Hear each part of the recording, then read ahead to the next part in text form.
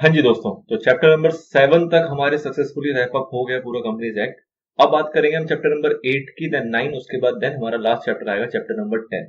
ये बात मैंने आपको पिछले वाली वीडियो के अंदर भी बताई थी कि ये जो तीनों चैप्टर हैं, ये हमारे, अगर मैं ओल्ड कोर्स की बात करूं तो वहां पे ये तीनों चैप्टर हमारे फाइनल में हुआ करते थे, सीए फाइनल के अंदर।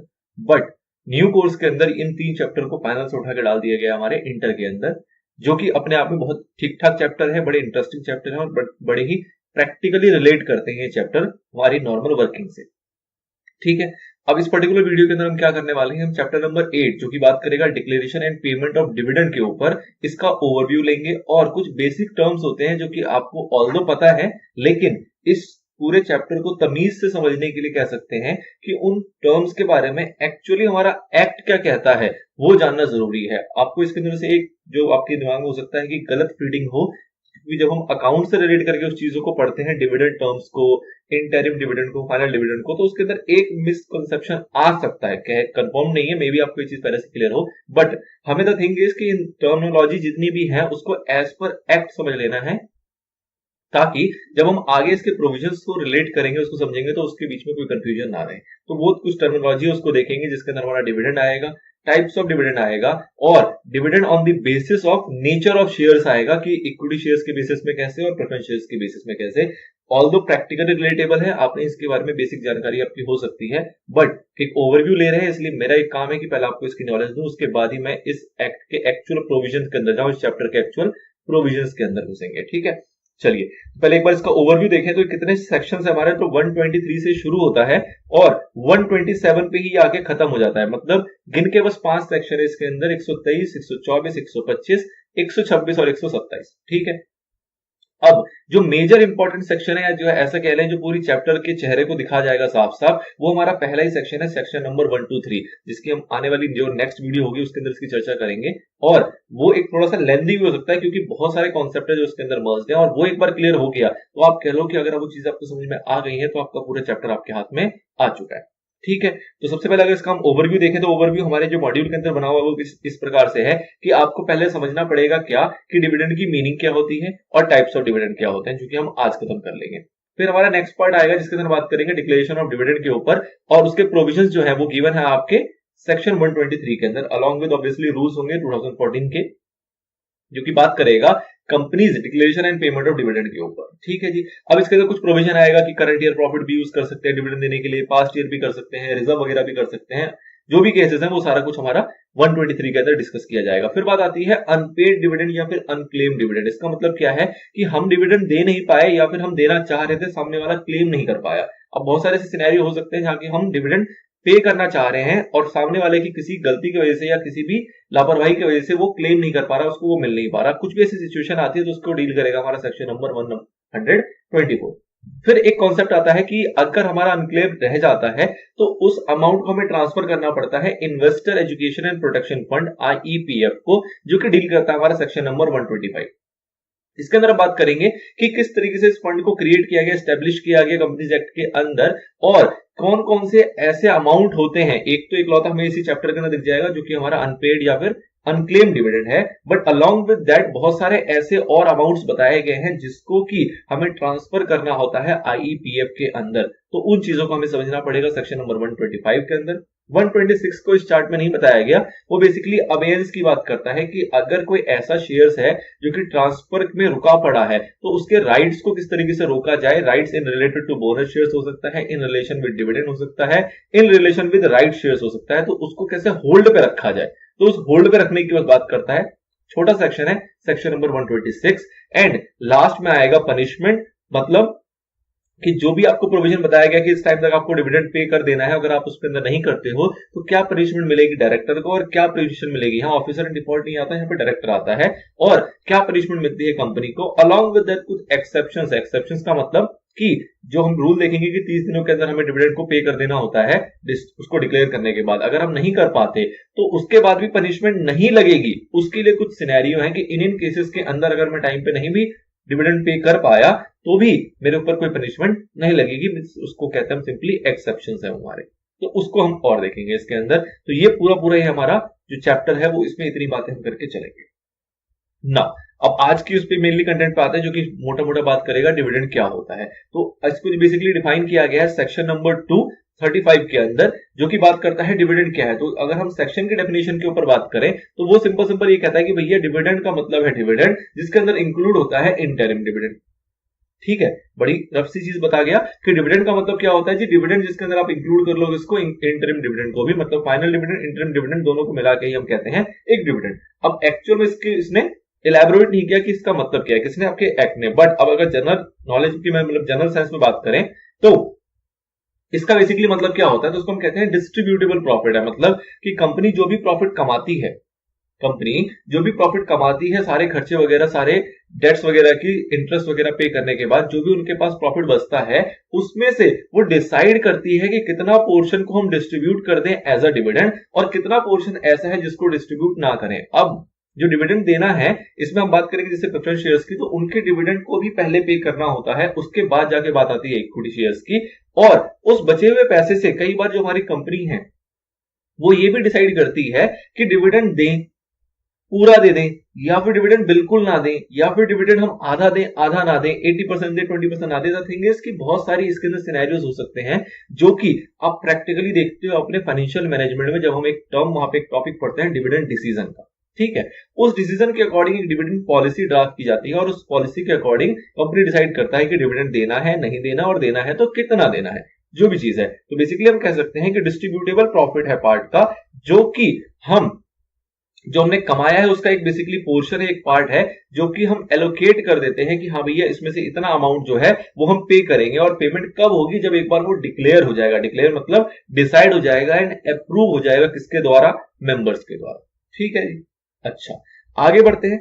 जो डिविडेंड है वो किस तरीके का हो सकता है, तो डिविडेंड हमारा ना फिक्स्ड अमाउंट में भी हो सकता है या फिर ये परसेंटेज की वैल्यू में भी हो सकता है। परसेंटेज का मतलब क्या हुआ कि सपोज करो कि हम ऐसा कह सकते हैं कि हम 5 रुपए देंगे पर शेयर, कि जिसके पास भी एक शेयर होगा उसको 5 रुपए डिविडेंड मिलेगा या उसको 2 रुपए डिविडेंड मिलेगा। तो ये हो गया कि इतने रुपीस पर शेयर के हिसाब से, या आप उसको परसेंटेज में कन्वर्ट कर सकते हो कि जितने भी उसके पास शेयर्स होंगे उसका 2% शेयर उसको डिविडेंड मिलेगा, 5% मिलेगा, 10% मिलेगा, 50% मिलेगा, एज द केस में भी। तो इसको कैसे भी डिनोट किया जा सकता है। और एक और चीज क्या ध्यान रखनी है आपको कि जो शेयर होल्डर को जो भी डिविडेंड मिलता है वो in the proportion of their shareholding मिलेगा। मतलब जिसकी शेयर होल्डिंग ज्यादा होगी ऑब्वियसली बात है उसको जो डिविडेंड मिलेगा वो ज्यादा मिलेगा, जिसकी शेयर होल्डिंग कम होगी उसको डिविडेंड जो मिलेगा वो कम मिलेगा। इसमें कोई दिक्कत नहीं है ना। अगला टर्म आपके पास आएगा टाइप्स ऑफ डिविडेंड, जो कि बात करता है कि डिविडेंड कितने टाइप के होते हैं। तो दो पार्ट है ऑब्वियसली, एक इंटरिम डिविडेंड होता है, एक फाइनल डिविडेंड होता है। अब इंटरिम डिविडेंड के ऊपर एक मिसकंसेप्शन हो सकती है जो कि मैंने आपको स्टार्टिंग बताया था, इसको मैं पहले क्लियर कर रहा हूं। इंटरिम डिविडेंड का बेसिकली मतलब क्या है, तो हम क्या समझते हैं कि इंटरिम डिविडेंड वो डिविडेंड होता है जो कि हम ड्यूरिंग द ईयर पे करते हैं। ठीक है, इसके लिए एक थोड़ा सा बस फ्लॉ इतना सा है क्या कि ड्यूरिंग द ईयर बेसिकली हमारा शुरू हुआ 1 अप्रैल सपोज करते हैं 2020 से लेके खत्म होगा 31 मार्च 2021 में जाए। ठीक है, अब इस दौरान अगर मैंने कोई डिविडेंड दिया तो वो इंटरिम डिविडेंड कहलाता है। फिर हम कहते हैं कि वो डिविडेंड जो कि डिक्लेयर किया जाता है कहां पे, एजीएम के अंदर, वो हमारा कहलाता है फाइनल डिविडेंड। अब इसके बीच में देखो, अगर मैं कहता हूं कि एजीएम हमने कंडक्ट कराई थी 30 सितंबर 2021 को, ठीक है, विद इन 6 मंथ, जो 30 सितंबर 2021 की डेट थी उसमें हमने एजीएम कंडक्ट कराई। तो अब अगर एक सवाल मैं पूछूं कि सपोज करो कि 31 मार्च 2021 के बाद और 30 सितंबर 2021 से पहले अगर डिविडेंड पे किया जाएगा तो उस डिविडेंड को क्या कहेंगे। ठीक है, तो इस चीज को बस थोड़ा सा आपको क्लियर करना है कि द थिंग इज कि after year end but also before the date of AGM, if any dividend is declared by the company और पेड बाय द कंपनी, उस डिविडेंड को भी हम क्या कहते हैं, इंटरिम डिविडेंड ही कहते हैं। ठीक है, तो हम ये नहीं कह सकते कि कोई भी डिविडेंड जो ड्यूरिंग द फाइनेंशियल ईयर दिया गया वो इंटरिम डिविडेंड है। ठीक है, वो तो है ही है, लेकिन अलोंग विद दैट उसके अंदर वो भी इंक्लूड होता है जो कि आफ्टर ईयर एंडिंग होता है बट बिफोर एजीएम होता है। इसलिए इसको बहुत अच्छे से प्रिसाइजली ये कहा जाता है, इफेक्टिवली ये कहा जाता है कि दो एजीएम के बीच में जो भी डिविडेंड पे होगा वो हमारा क्या कहलाएगा, इंटरिम डिविडेंड। ठीक है, मतलब एक एजीएम हुई, उसके बाद अगली एजीएम जो होगी उस एजीएम के बीच में जो भी डिविडेंड वगैरह हमने पे किया वो सारे डिविडेंड हमारे इंटरिम डिविडेंड है। और वो डिविडेंड जो कि डिक्लेयर एंड पे किया जाएगा ड्यूरिंग द एजीएम, मतलब एजीएम के अंदर, वो सिर्फ हमारा एजीएम जो हमारा डिविडेंड होता है वो कहलाता है हमारा फाइनल डिविडेंड। ठीक है, तो ये इसका प्रिसाइजली कॉन्सेप्ट निकल के आता है इस पूरी बातों को समझते हुए।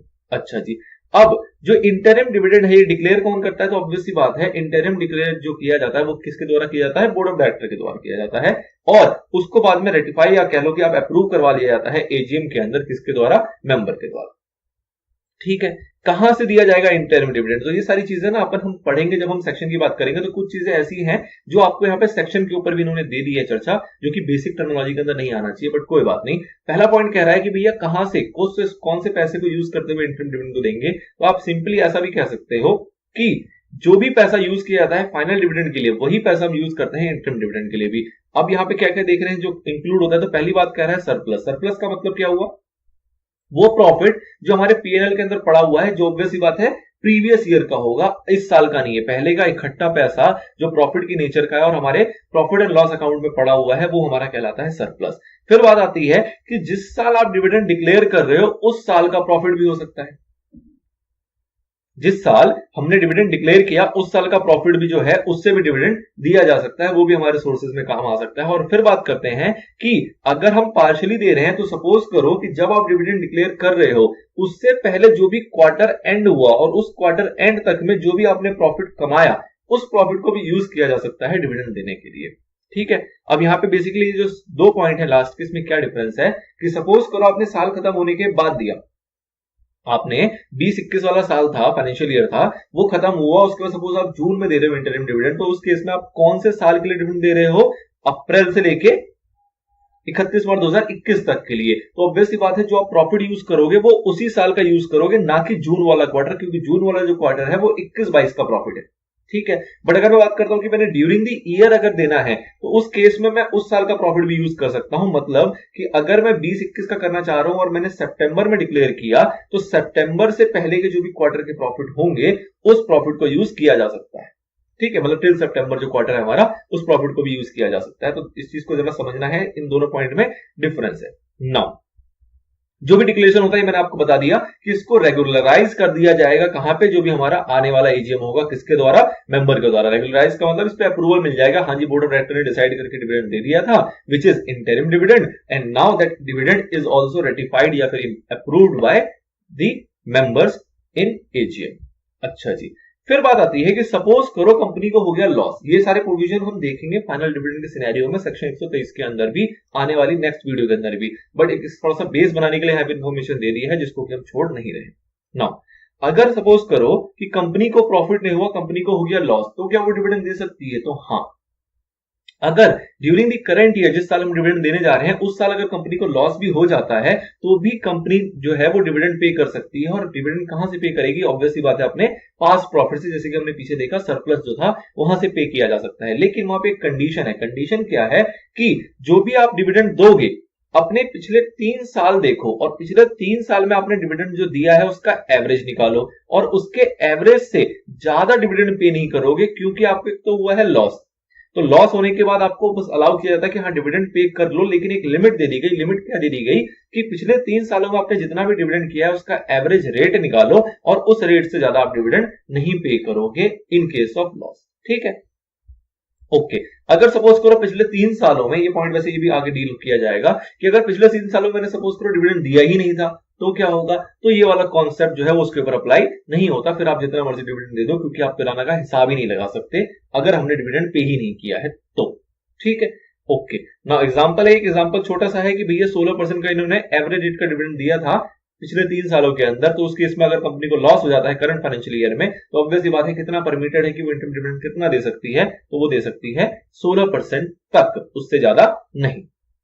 ठीक है, फिर बात करते हैं कि जो भी हमारा डिविडेंड होता है, चाहे वो इंटरिम डिविडेंड हो चाहे वो फाइनल डिविडेंड हो, उस पैसे को जब हमने डिक्लेयर कर दिया, तो डिक्लेयर करने के 5 दिनों के अंदर अंदर उसको हमें एक सेपरेट बैंक अकाउंट में किसी भी शेड्यूल बैंक के अंदर क्या करना पड़ता है? डिपॉजिट करना पड़ता है। मतलब कि एक बार डिविडेंड हमारा डिक्लेयर हो गया, चाहे इंटरिम हो जो कि बोर्ड ऑफ डायरेक्टर ने किया, चाहे वो फाइनल डिविडेंड हो जो कि हमारे मेंबर्स ने किया, एक बार वो डिक्लेयर कर दिया गया, तो डिक्लेयर करने के बाद उतना पैसा 5 दिनों के अंदर अंदर एक सेपरेट बैंक अकाउंट खोला जाएगा। कहां पे? किसी भी शेड्यूल बैंक के अंदर, और उसके अंदर वो उन पैसों को डाल दिया जाएगा।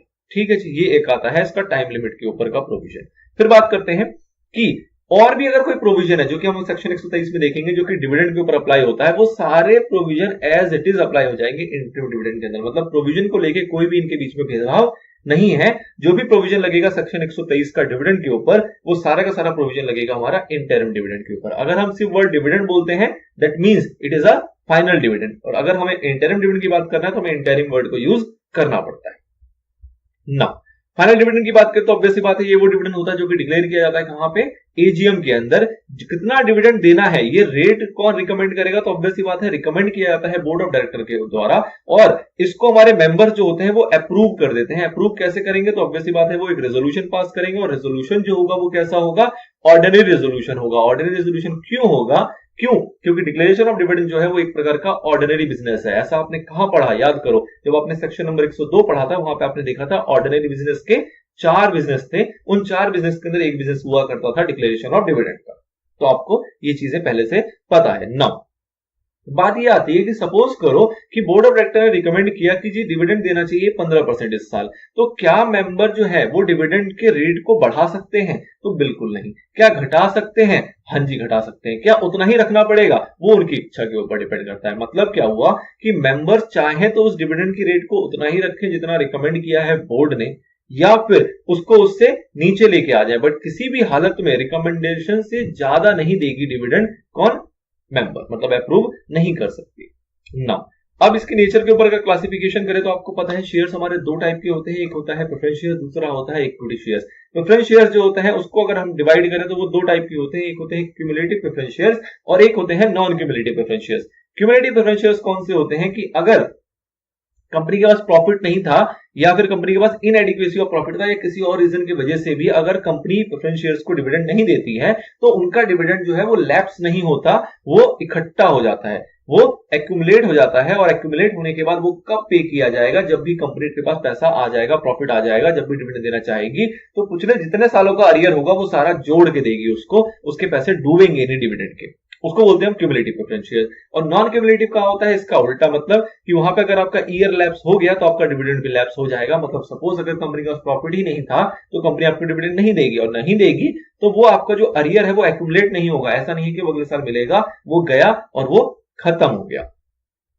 इक्विटी शेयर्स की बात करें तो इक्विटी शेयर्स का मतलब क्या होता है कि भैया वो जिनका डिविडेंड जो डिपेंड करता है वो किस पे डिपेंड करता है, उनकी डिविडेंड पॉलिसी की। डिविडेंड पॉलिसी कैसे बनती है, डिविडेंड डिसीजन के बेसिस पे, जो कि आपने फाइनेंशियल मैनेजमेंट में देखा होगा या देखोगे आगे चल के। तो बेसिकली डिसाइड किया जाता है, उसके बेसिस पे एक पॉलिसी बनाई जाती है और उसके अकॉर्डिंग वो डिसाइड करते हैं कि कितना हम कमाएंगे, एट द एंड उसका कितना डिविडेंड बांटेंगे। पूरा भी बांट सकते हैं, नहीं भी बांट सकते हैं, 50-50 भी कर सकते हैं, 80-20 भी कर सकते हैं, कुछ भी किया जा सकता है जो भी उनकी पॉलिसी में लिखा हुआ होगा। लेकिन ऑब्वियस बात है ये एट द एंड वाली प्रॉफिट की बात हो रही है, मतलब कि जो प्रेफरेंस शेयर होल्डर के राइट्स है उसको सेटिस्फाई पहले आपको करने पड़ेंगे। राइट सेटिस्फाई करने का मतलब कि आपने जो प्रॉफिट कमाया उसके अंदर से पहले डिविडेंड किसको पे करोगे, प्रेफरेंस शेयर्स वालों को, और उसके बाद अगर कुछ बचा है तो वो आपका फिर डिसाइड किया जाएगा पॉलिसी के द्वारा कि उस बचे हुए पैसे में से कितना डिविडेंड दिया जाए और कितना रिटेन करके रख लिया जाए। अच्छा जी, तो ये बात समझ में आ गई कि शेयर्स होते हैं 2 टाइप के, प्रेफरेंस होते हैं, इक्विटी होते हैं। प्रेफरेंस शेयर्स को आपको डील किया जाता था सेक्शन 43 में, जो कि क्या कहता था कि प्रेफरेंस शेयर होल्डर्स वो होते हैं जिनको कि एक प्रेफरेंशियल बेसिकली राइट मिलता है। प्रेफरेंशियल राइट में 2 चीजें थी, प्रेफरेंशियल रीपेमेंट का भी राइट मिलता है और प्रेफरेंशियल डिविडेंड का भी राइट मिलता है, जो कि एक फिक्स रेट का होता है, जो भी प्रेफरेंस शेयर्स को इश्यू करते वक्त डिसाइड किया जाता है कंपनी के द्वारा कि इतने परसेंट का इसको फिक्स रेट का डिविडेंड हम प्रोवाइड करेंगे। उसके बाद अगर डिविडेंड को ना बताया जाए, सॉरी प्रेफरेंस शेयर्स में अगर ये क्लासिफाई ना किया जाए कि डिविडेंड इसको किस प्रकार से मिलेगा, मतलब प्रेफरेंस शेयर्स हमारे क्यूमुलेटिव है या नॉन क्यूमुलेटिव है, तो इन जनरली ये अज्यूम किया जाता है कि अगर कुछ नहीं बताया गया दैट मींस कि वो प्रेफरेंस शेयर्स जो है उनके पास क्यूमुलेटिव प्रेफरेंस शेयर्स हैं, अनलेस अदरवाइज इसको अलग से स्पेसिफाई किया जाए।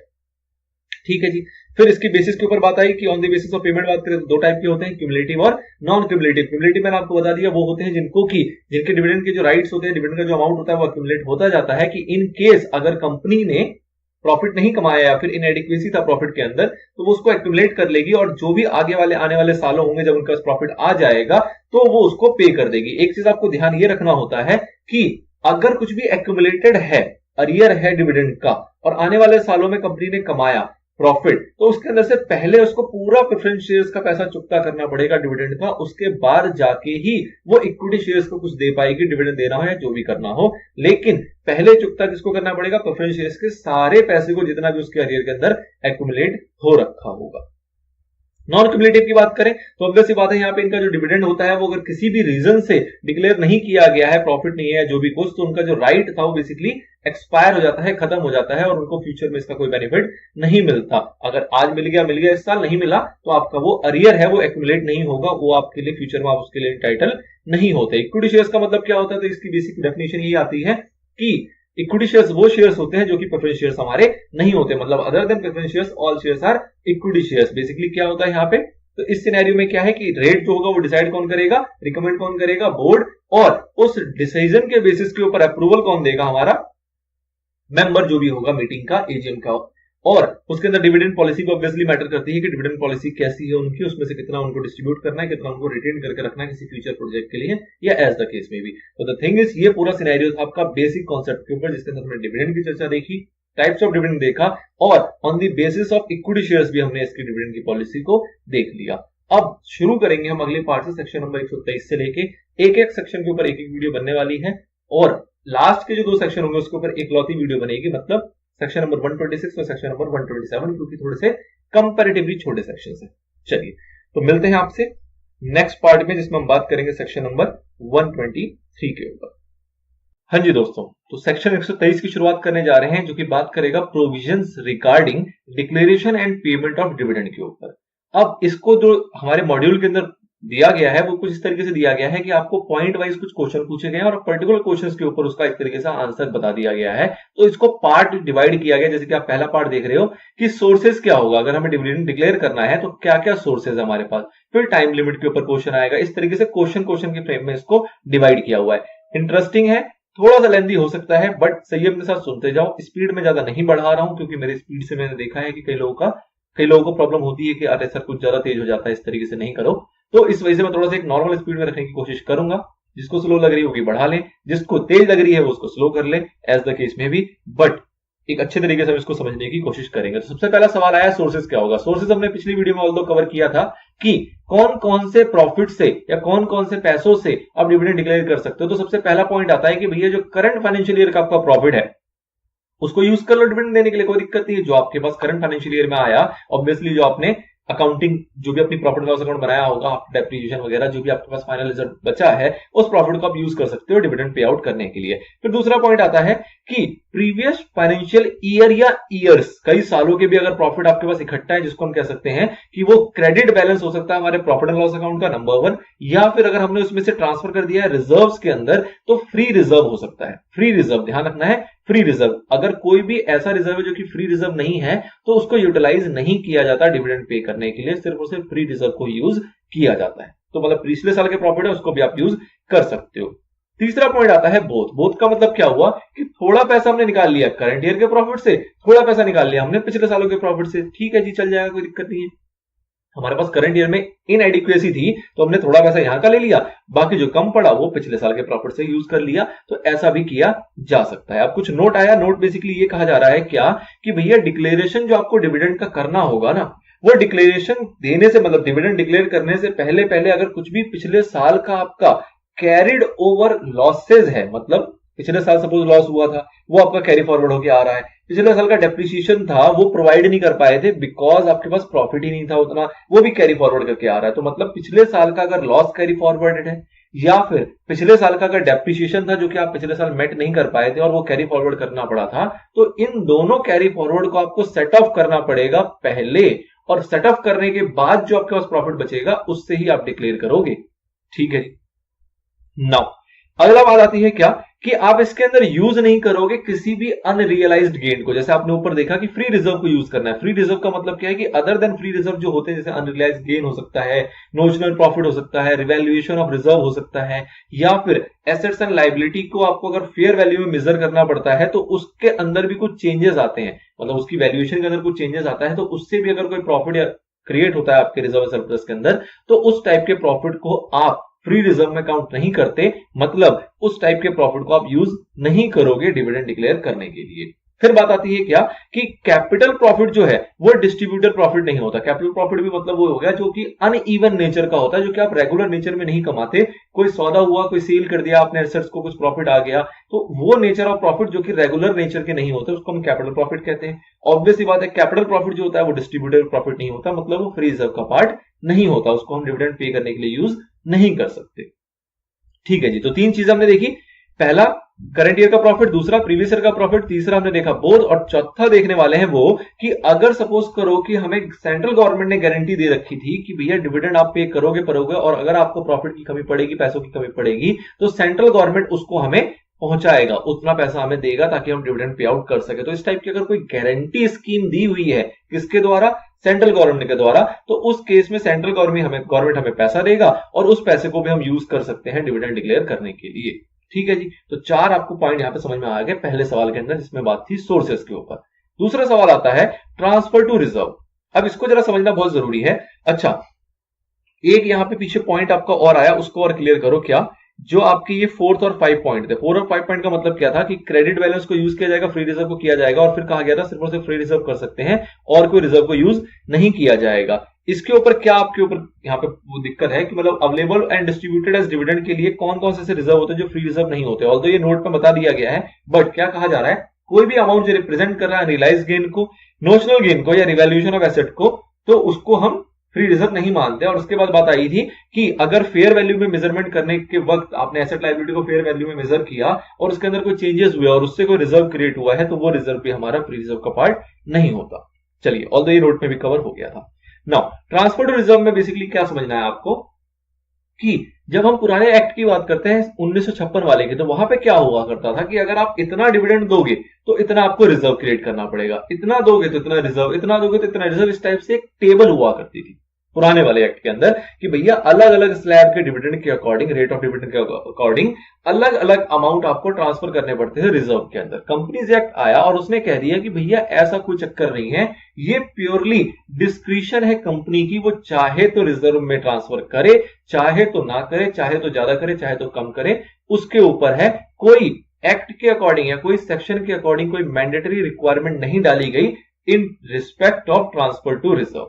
ठीक है, तो कहीं कहीं आप इसको देख सकते हो, अगर कहीं दिख रहा हो, कई बार हमें अकाउंट्स के सवालों में दिख जाता है या और भी कहीं कहीं दिख जाता है, तो वो पुराने एक्ट में हुआ करता था 1956 वाले में। 2013 में इससे रिलेटेड कोई प्रोविजन नहीं है और इसलिए इसके ऊपर सवाल बहुत ज्यादा पूछे गए हैं कि बताइए अगर ऐसा ऐसा हुआ तो कितना ट्रांसफर करेंगे, अगर ट्रांसफर नहीं किया तो क्या कॉन्ट्रावेंशन हुई है, वगैरह वगैरह। तो आपको क्लियर रखना है कि 2013 इसको मैंडेटरी नहीं बताता, वो कहता है कि ये प्योरली डिस्क्रिशन है किसकी, कंपनी की, कि वो उसको अगर एप्रोप्रिएट लगता है तो वो कुछ भी अमाउंट को ट्रांसफर कर सकती है और नहीं लगता तो ना करे, कोई उसके ऊपर ऑब्लिगेशन नहीं है।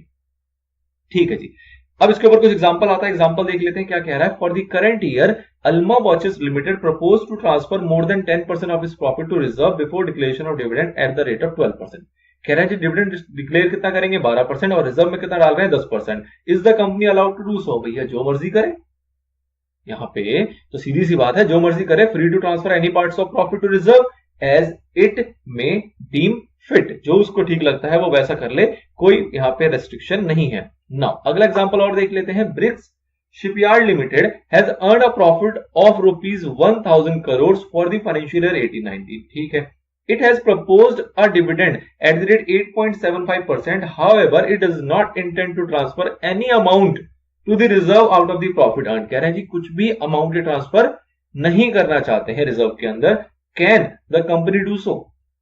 बिल्कुल जी, उनके ऊपर है, वो चाहे तो कुछ अमाउंट ट्रांसफर कर भी ले और चाहे तो कुछ भी ना करें, जो भी उनको ठीक लगता है वो वैसा कर सकते हैं, पूरा पूरा उनके पास राइट है इस चीज के ऊपर।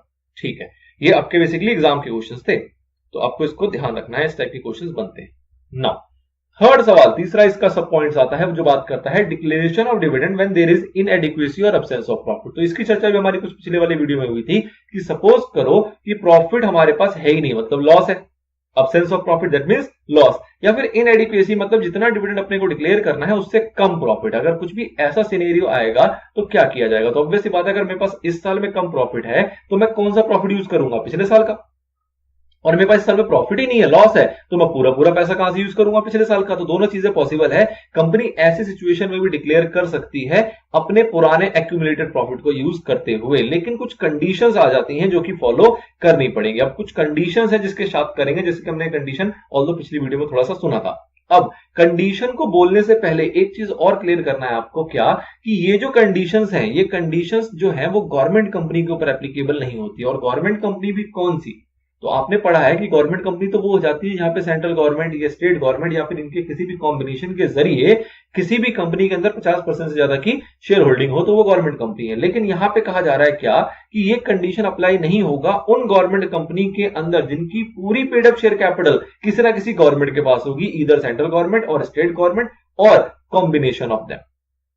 ठीक है जी, तो प्योरली जो गवर्नमेंट कंपनी होगी उसके ऊपर ये कंडीशन नहीं लगते, उसके ऊपर कंडीशन नहीं लगते। इसका मतलब क्या हुआ कि वो जो कंपनी है वो बिना कंडीशन फॉलो किए हुए पुराने एक्यूमुलेटेड प्रॉफिट से भी डिविडेंड दे सकती है, कोई कंडीशन को फॉलो नहीं करना। बट बाकियों पे कंडीशन लगेगा, वो कंडीशन क्या है वो देखते हैं। पहला कंडीशन कह रहा है कि भैया जो भी आप रेट का डिविडेंड डिक्लेयर करने वाले हो ना, वो आपका पिछले 3 साल में जो आपने डिविडेंड डिक्लेयर किया है उसका एवरेज कर लो, और उस एवरेज से ज्यादा नहीं होना चाहिए। मतलब कि सपोज पिछले 3 साल का एवरेज, जैसे कि हमने पिछले एग्जांपल में देखा था पिछले वाली वीडियो में, 16% है, तो इस साल आप डिविडेंड दे सकते हो, लेकिन कितना, अप टू 60%, उसके बियॉन्ड नहीं देना आपको। तो इसका एक फॉर्मूला यहां पे इन्होंने बता दिया, rate of dividend is less than और equal to what, rate of dividend first year plus rate of dividend second year plus rate of the dividend third year, all 3 preceding years हैं, और उनको divide by 3 कर दिया, मतलब average dividend हो गया। तो उसके बराबर या उससे कम ही होगा, उससे ज्यादा नहीं होना चाहिए। फिर इसमें एक और चीज कंडीशन लिख दी, क्या कि अगर सपोज करो कि पिछले 3 साल में मैंने कोई डिविडेंड दिया ही नहीं है, पिछले 3 सालों में कोई डिविडेंड डिक्लेयर ही नहीं किया गया कंपनी के द्वारा, तो उसके ऊपर ये कंडीशन क्या लगेगी, लग ही नहीं सकती। तो उनके ऊपर ये कंडीशन नहीं है, ये सिर्फ उनके लिए जिन्होंने पिछले 3 सालों में भी डिविडेंड दिया हो ना। आगे बढ़ते हैं। कह रहा है कि अब सपोज आप पिछले साल का जो एक्यूमुलेटेड प्रॉफिट वगैरह यूज करोगे, वो कितना यूज कर सकते हो, उसके लिए क्या लिमिट है। तो आप जब पुराना एक्यूमुलेटेड प्रॉफिट यूज करोगे तो वो आपका 10% of paid up share capital and free reserve, उससे ज्यादा नहीं होना चाहिए। मतलब क्या है कि जो आप पिछला प्रॉफिट निकालोगे, तो पिछले प्रॉफिट में निकालने से पहले आप देखोगे कि टोटल आपका पेड अप शेयर कैपिटल कितना है, सपोज करते हैं 100, और फ्री रिजर्व कितना है, सपोज करते हैं 50, टोटल कितना हो गया 150। तो आप टोटल जो उसमें से विड्रॉ कर सकते हो for the purpose of declaration of dividend, वो कितना कर सकते हो, सिर्फ और सिर्फ 15 या उससे कम, उससे ज्यादा नहीं। ठीक है, तो आपको क्या करना है, paid up share capital plus free reserve in दोनों को जोड़ेंगे, और उसका 10% आप मैक्सिमम यूज कर सकते हो, उससे ज्यादा यूज नहीं कर सकते हो। इसको इसने नीचे फॉर्मूले के रूप में भी बता दिया। एक चीज और क्लियर क्या कर दिया आपको, कि आपने सपोज इस साल आपका लॉस हुआ, आपने कहा जी डिविडेंड देंगे, डिविडेंड देने के लिए आपने रूल के अकॉर्डिंग 15, अब 15 लाख हो सकता है, करोड़ हो सकता है, एज द केस में भी मैं कह रहा हूं 15 यूज कर लिया for the purpose of dividend. तो इसको आपको डिविडेंड जो आप देना चाह रहे हो, 15 जो आपने निकाला अपने एक्यूमुलेटेड प्रॉफिट से, इसको पहले खर्च करना पड़ेगा, आपको यूटिलाइज करना पड़ेगा। किसके लिए, जिस साल में आपका लॉस हुआ है उस लॉस को सेट ऑफ करने के लिए। ऐसा नहीं है कि इस साल लॉस हो गया, उस लॉस को इधर हम कैरी फॉरवर्ड कर रहे हैं और इधर हम डिविडेंड बांट रहे हैं ना। आपने वहां से 15 निकाला, सपोज करो 8 का आपका करंट ईयर का लॉस था, तो पहले वो 8 आपको करंट ईयर के लॉस से एडजस्ट करने बचेंगे, बचेंगे 7, उस 7 से ही डिविडेंड बांटना। ठीक है ना, तो जिस साल में आपका लॉस हुआ उस साल के लॉस को पहले सेट ऑफ करना पड़ेगा, जो भी पैसा आप निकालोगे एक्यूमुलेटेड प्रॉफिट से, उसके बाद बचे हुए पैसे को ही आप यूज कर सकते हो, काहे के लिए, डिविडेंड डिक्लेयर करने के लिए। एक कंडीशन और डाल दी इन्होंने, क्या कि भैया जो रिजर्व एट द एंड मेरा बच जाएगा, जो पैसा निकालने के बाद जो भी रिजर्व या एक्यूमुलेटेड प्रॉफिट से जब मैंने मनी विड्रॉ कर लिया, विड्रॉ करने के बाद जो भी उसके अंदर पैसा बचेगा ना, वो 15% of paid up share capital से कम नहीं होना चाहिए। अब इसको जरा मैं अमाउंट में आपको बताने की कोशिश करता हूं कि सपोज कीजिए, जैसे कि मैंने एग्जांपल लिया कि 100 का मेरा पेड अप शेयर कैपिटल है, 50 का मेरा है फ्री रिजर्व, टोटल हो गया 150 में से मैंने 10% यूज कर लिया, मतलब 15 उसमें से विड्रॉ कर लिया, तो मेरा फ्री रिजर्व कितने का बचेगा, 50 में से 15 कम हुआ, बचा 35। ठीक, अब 35 जो है ये 100 का कितने परसेंट है, ऑब्वियसली 35% है। तो ये क्या 15% से कम है, जो हमारा फोर्थ कंडीशन है, तो 15% से कम नहीं है, तो वैलिड है, चलेगा, कोई दिक्कत नहीं है। अब एग्जांपल में चेंज करता हूं, सपोज कीजिए 100 का पेड अप शेयर कैपिटल है, लेकिन फ्री रिजर्व है 20 का।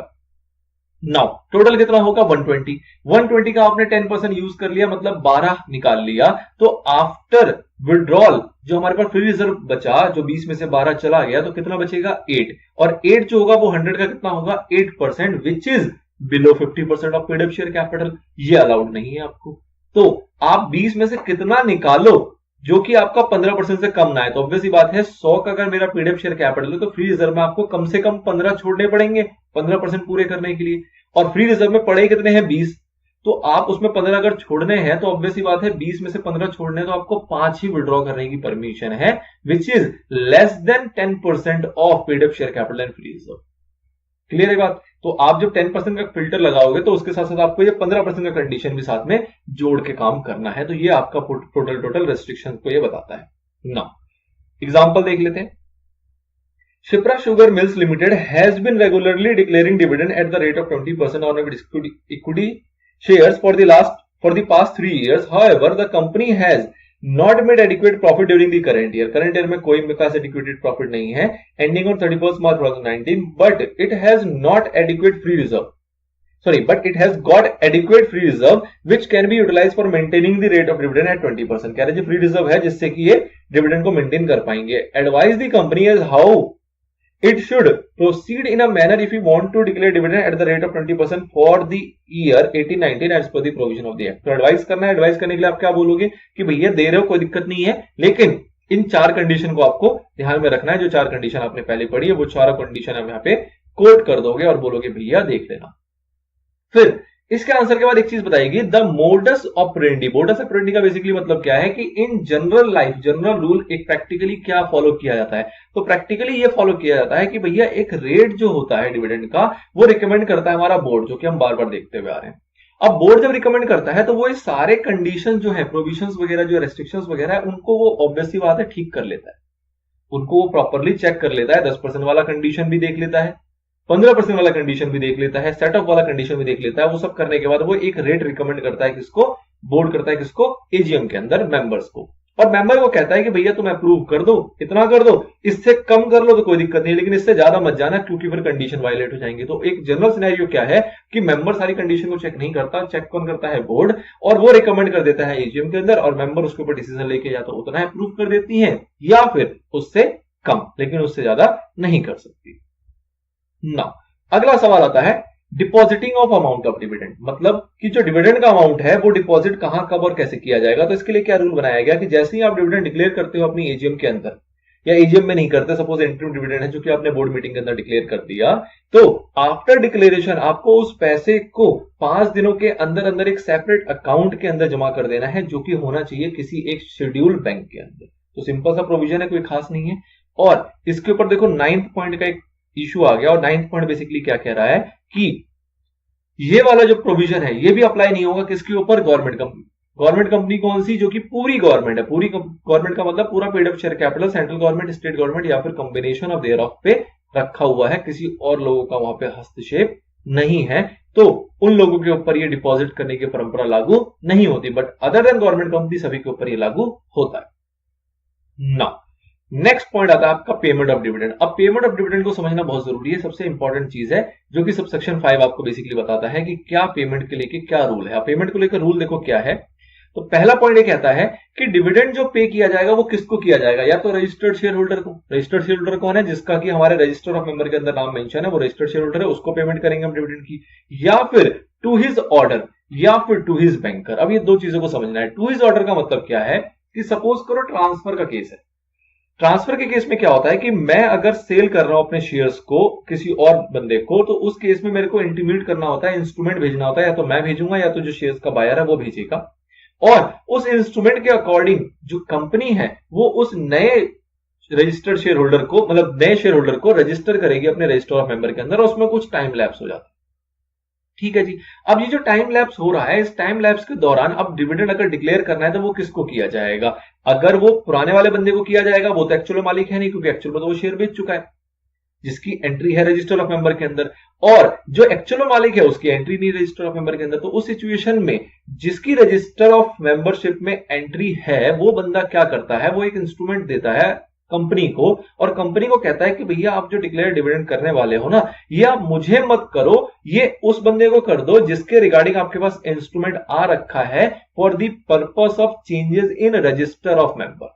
रजिस्टर ऑफ मेंबर में चेंज करने के लिए आपके लिए पास एक इंस्ट्रूमेंट आया हुआ है, उसमें जिसका नाम है ना उसको आप डिविडेंड दे दो, क्योंकि एक्चुअल में ऑनर वो है, मैंने उसको शेयर सेल कर दिया है। तो इसको बोलते हैं और to his order. Second point जो था ये वाला, ठीक है जी, कि अगर मेरे ऑर्डर के अकॉर्डिंग वो किसी और को दे सकती है, वो बेसिकली यही और आता है।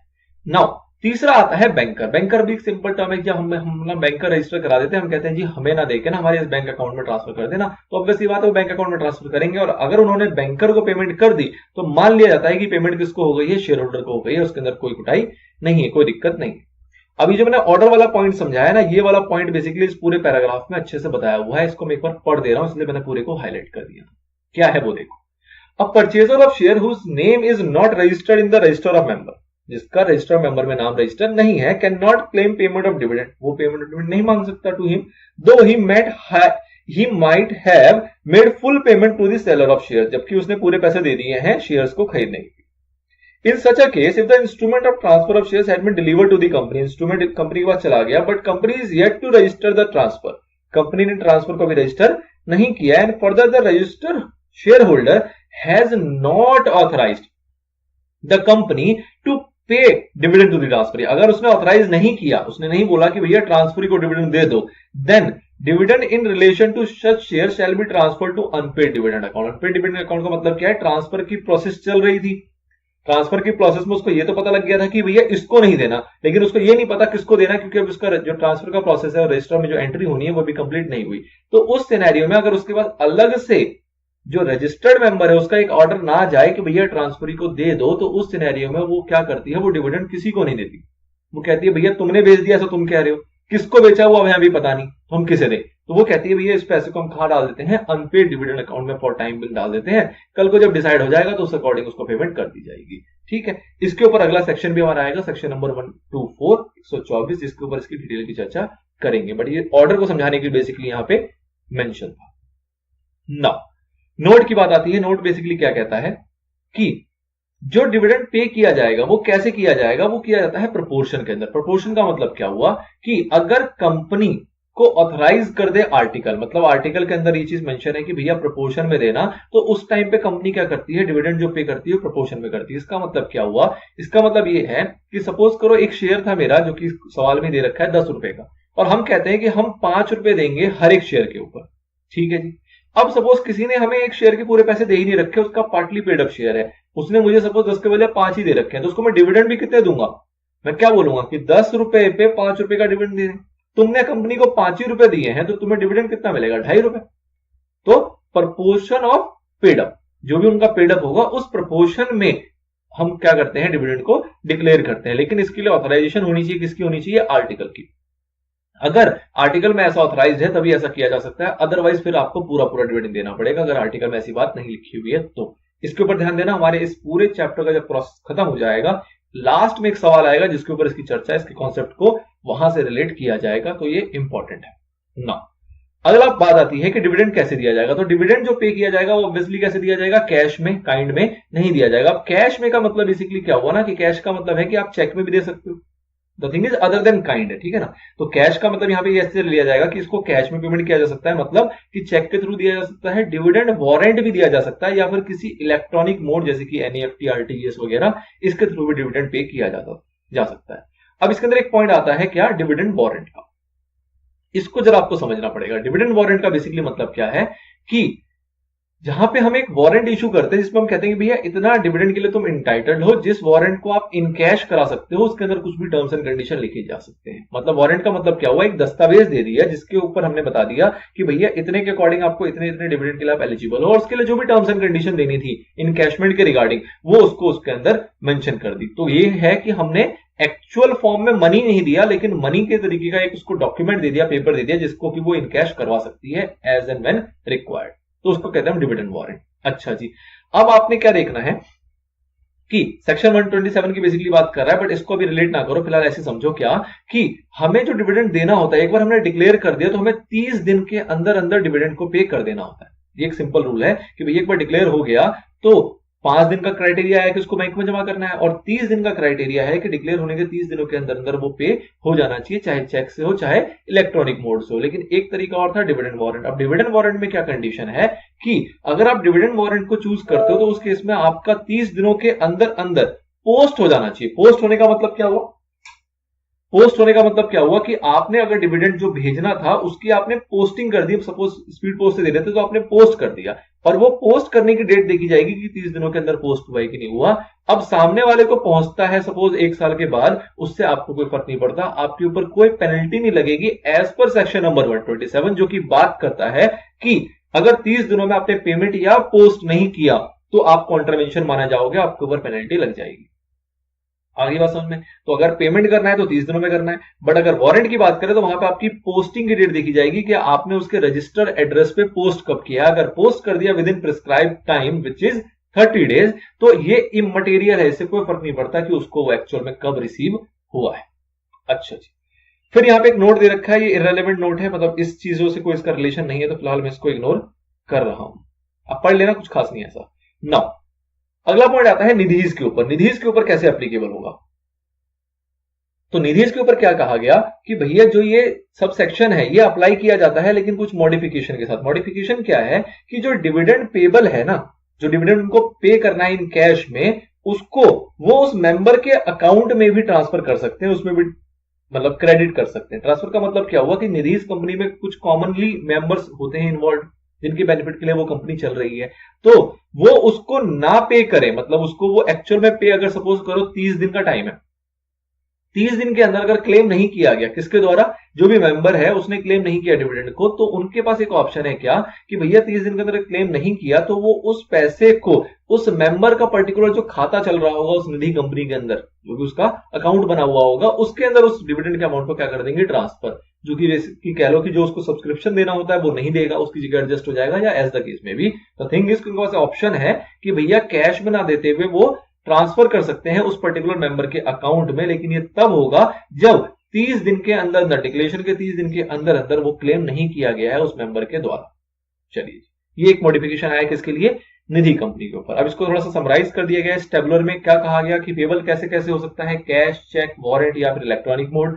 पेबल किसको किया जाएगा? रजिस्टर्ड शेयर होल्डर को किया जाएगा, या फिर उसके ऑर्डर पे किसी ट्रांसफरी को किया जा सकता है, या फिर बैंकर को किया जा सकता है। निधि कंपनी में बात आई तो उसमें कहा गया कि भैया क्रेडिट कर दिया जाएगा उसके अकाउंट में मेंबर के, अगर 30 दिन के अंदर वो मेंबर जो है वो क्लेम नहीं करता तो। ना अब एग्जांपल है, फिर एक प्रोहिबिशन का पॉइंट आएगा, देन ये खत्म हो जाएगा। ऑल्दो थोड़ा लंबा हो गया है बट कोई बात।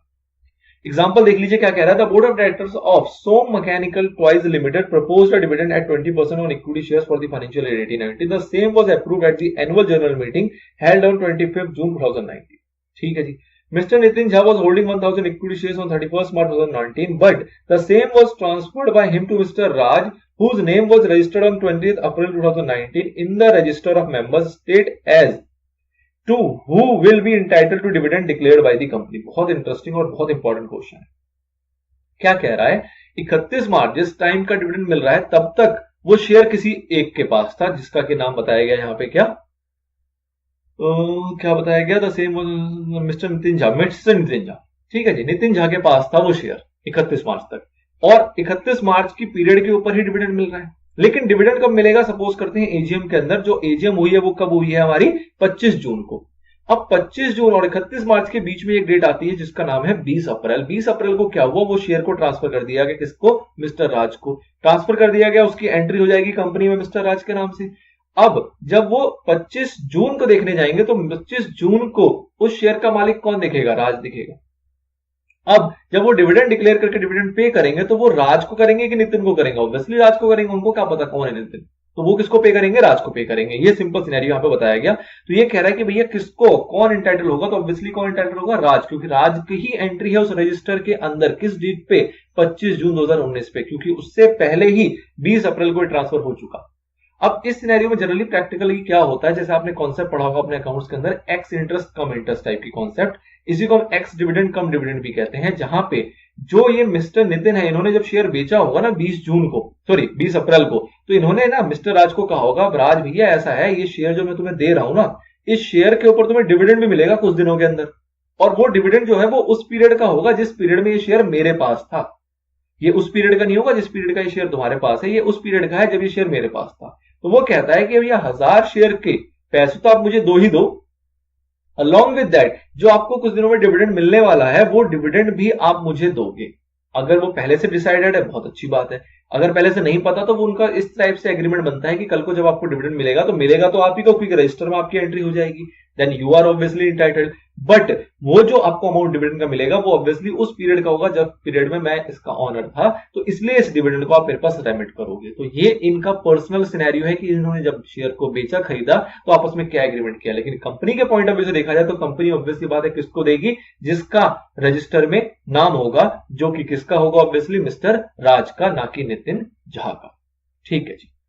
अगला पॉइंट और लास्ट पॉइंट हमारे पास आता है जो कि बात करेगा prohibitions on declaration of dividend. कब ऐसा होगा जब डिविडेंड डिक्लेयर नहीं किया जाएगा, बहुत इंपॉर्टेंट है ये, इसके ऊपर ही बहुत सवाल है हमारा। सबसेक्शन 6 है, बहुत ज्यादा इंपॉर्टेंट। पहला पॉइंट कह रहा है डिफॉल्टिंग कंपनी। डिफॉल्टिंग कंपनी का मतलब क्या होता है, आपने दो सेक्शन पढ़े थे, सेक्शन नंबर 73 और सेक्शन नंबर 74। 73 जो बात करता था वो बात करता था prohibitions on acceptance of deposit from public, मतलब कि कुछ सिनेरियो थे जहां पे आप पब्लिक से डिपॉजिट एक्सेप्ट नहीं कर सकते।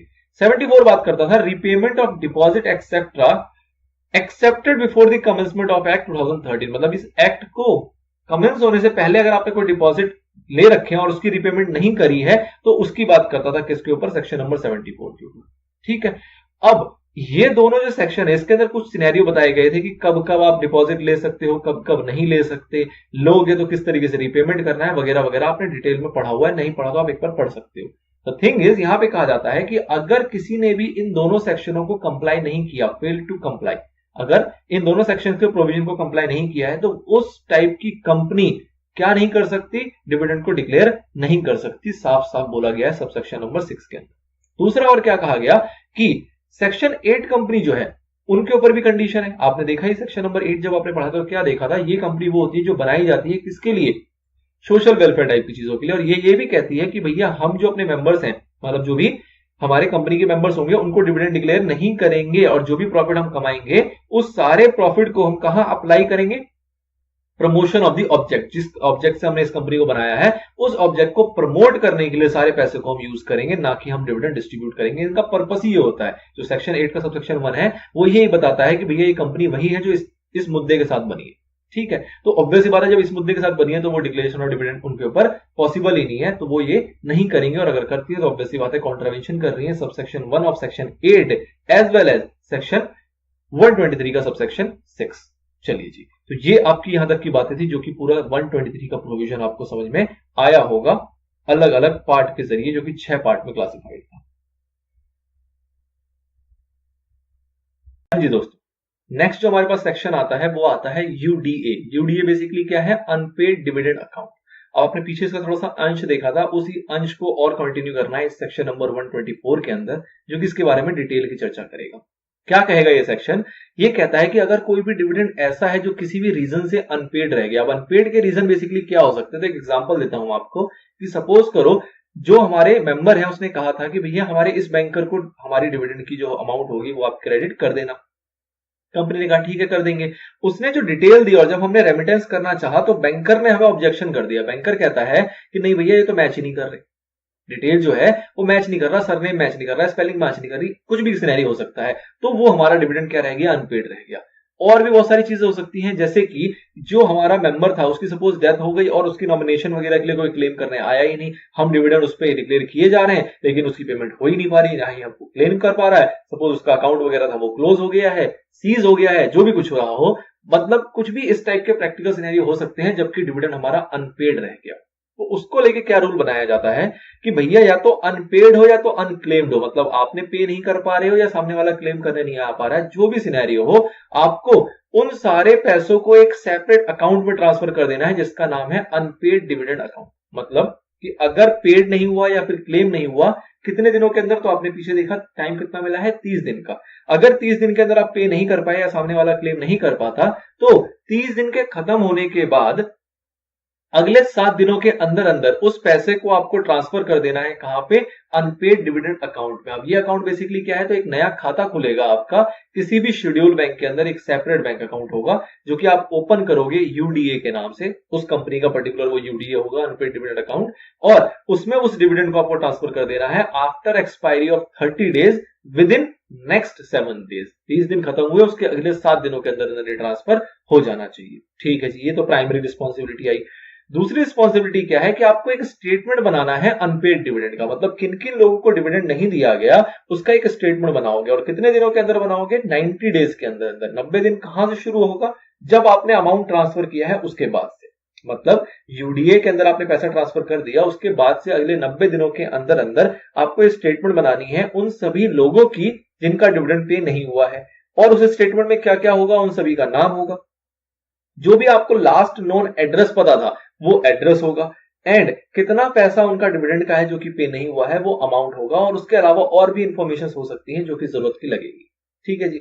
इन सारी स्टेटमेंट को जो आपने बनाया सभी लोगों का, इसको आप प्लेस करोगे कहां पे? अपनी वेबसाइट पे। अगर आपकी कंपनी है और आपकी कंपनी की वेबसाइट भी है तो आप उस वेबसाइट के अंदर इस पूरे दस्तावेज को वहां पे अपलोड करोगे, उसको पब्लिश करोगे, उसको दिखाओगे। एंड अलॉन्ग विद दैट कुछ वेबसाइट ऐसी है जिसको कि सेंट्रल गवर्नमेंट नोटिफाई करती है इस पर्पस के लिए, तो उस पर्टिकुलर वेबसाइट पे भी आपको इसको प्लेस करना होगा, जो कि नोटिफाई किया होगा किसने? सेंट्रल गवर्नमेंट ने, ताकि वो लोग अगर कभी आए वहां पे कोई देखे, कोई ढूंढना चाहे तो वो ढूंढ के उसका अकॉर्डिंग क्लेम कर सके।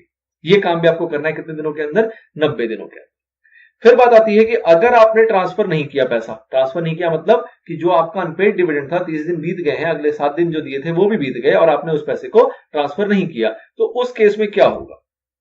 उस केस में उसके ऊपर आपसे ब्याज लिया जाएगा, क्योंकि कंपनी के पास पैसा पड़ा हुआ है, इसका मतलब कंपनी उस पैसे को यूज कर रही है। तो भैया तुम यूज ना करो, उस पैसे के ऊपर तुम्हें ब्याज देना पड़ेगा। कितने का? 12% पर एनम का, 12% के हिसाब से उसको ब्याज देना पड़ेगा अगर वो ट्रांसफर करने में डिले करती है। तो ध्यान रखना, इस चैप्टर में एक रेट ऑफ परसेंटेज और आएगा सेक्शन नंबर 127 के अंदर, जो कि 18 होगा, उससे मिक्स नहीं करना। अगर कंपनी ने ट्रांसफर नहीं किया है अनपेड डिविडेंड अकाउंट के अंदर, तो उस केस में जितना भी डिफॉल्ट का पीरियड होगा उसके ऊपर उसको ब्याज देना पड़ेगा 12% पर एनम के हिसाब से, और जो भी ऑब्वियसली ब्याज होगा उसको तोड़ दिया जाएगा उन पर्टिकुलर अमाउंट के ऊपर। जैसे कि सपोज अनपेड डिविडेंड 5 लोगों का था, तो 5 लोगों के टोटल के ऊपर ब्याज तो देगी, लेकिन वो 5 लोगों में अलग अलग बढ़ जाएगा कि पर्टिकुलर ए का कितना ब्याज उसमें जोड़ दो, बी का कितना ब्याज उसमें जोड़ दो, सी का कितना ब्याज उसमें जोड़ दो, ताकि कल को अगर कोई क्लेम करने आता है तो उसको विद इंटरेस्ट वो अमाउंट मिलेगा जिसने भी वो अमाउंट छोड़ रखा होगा।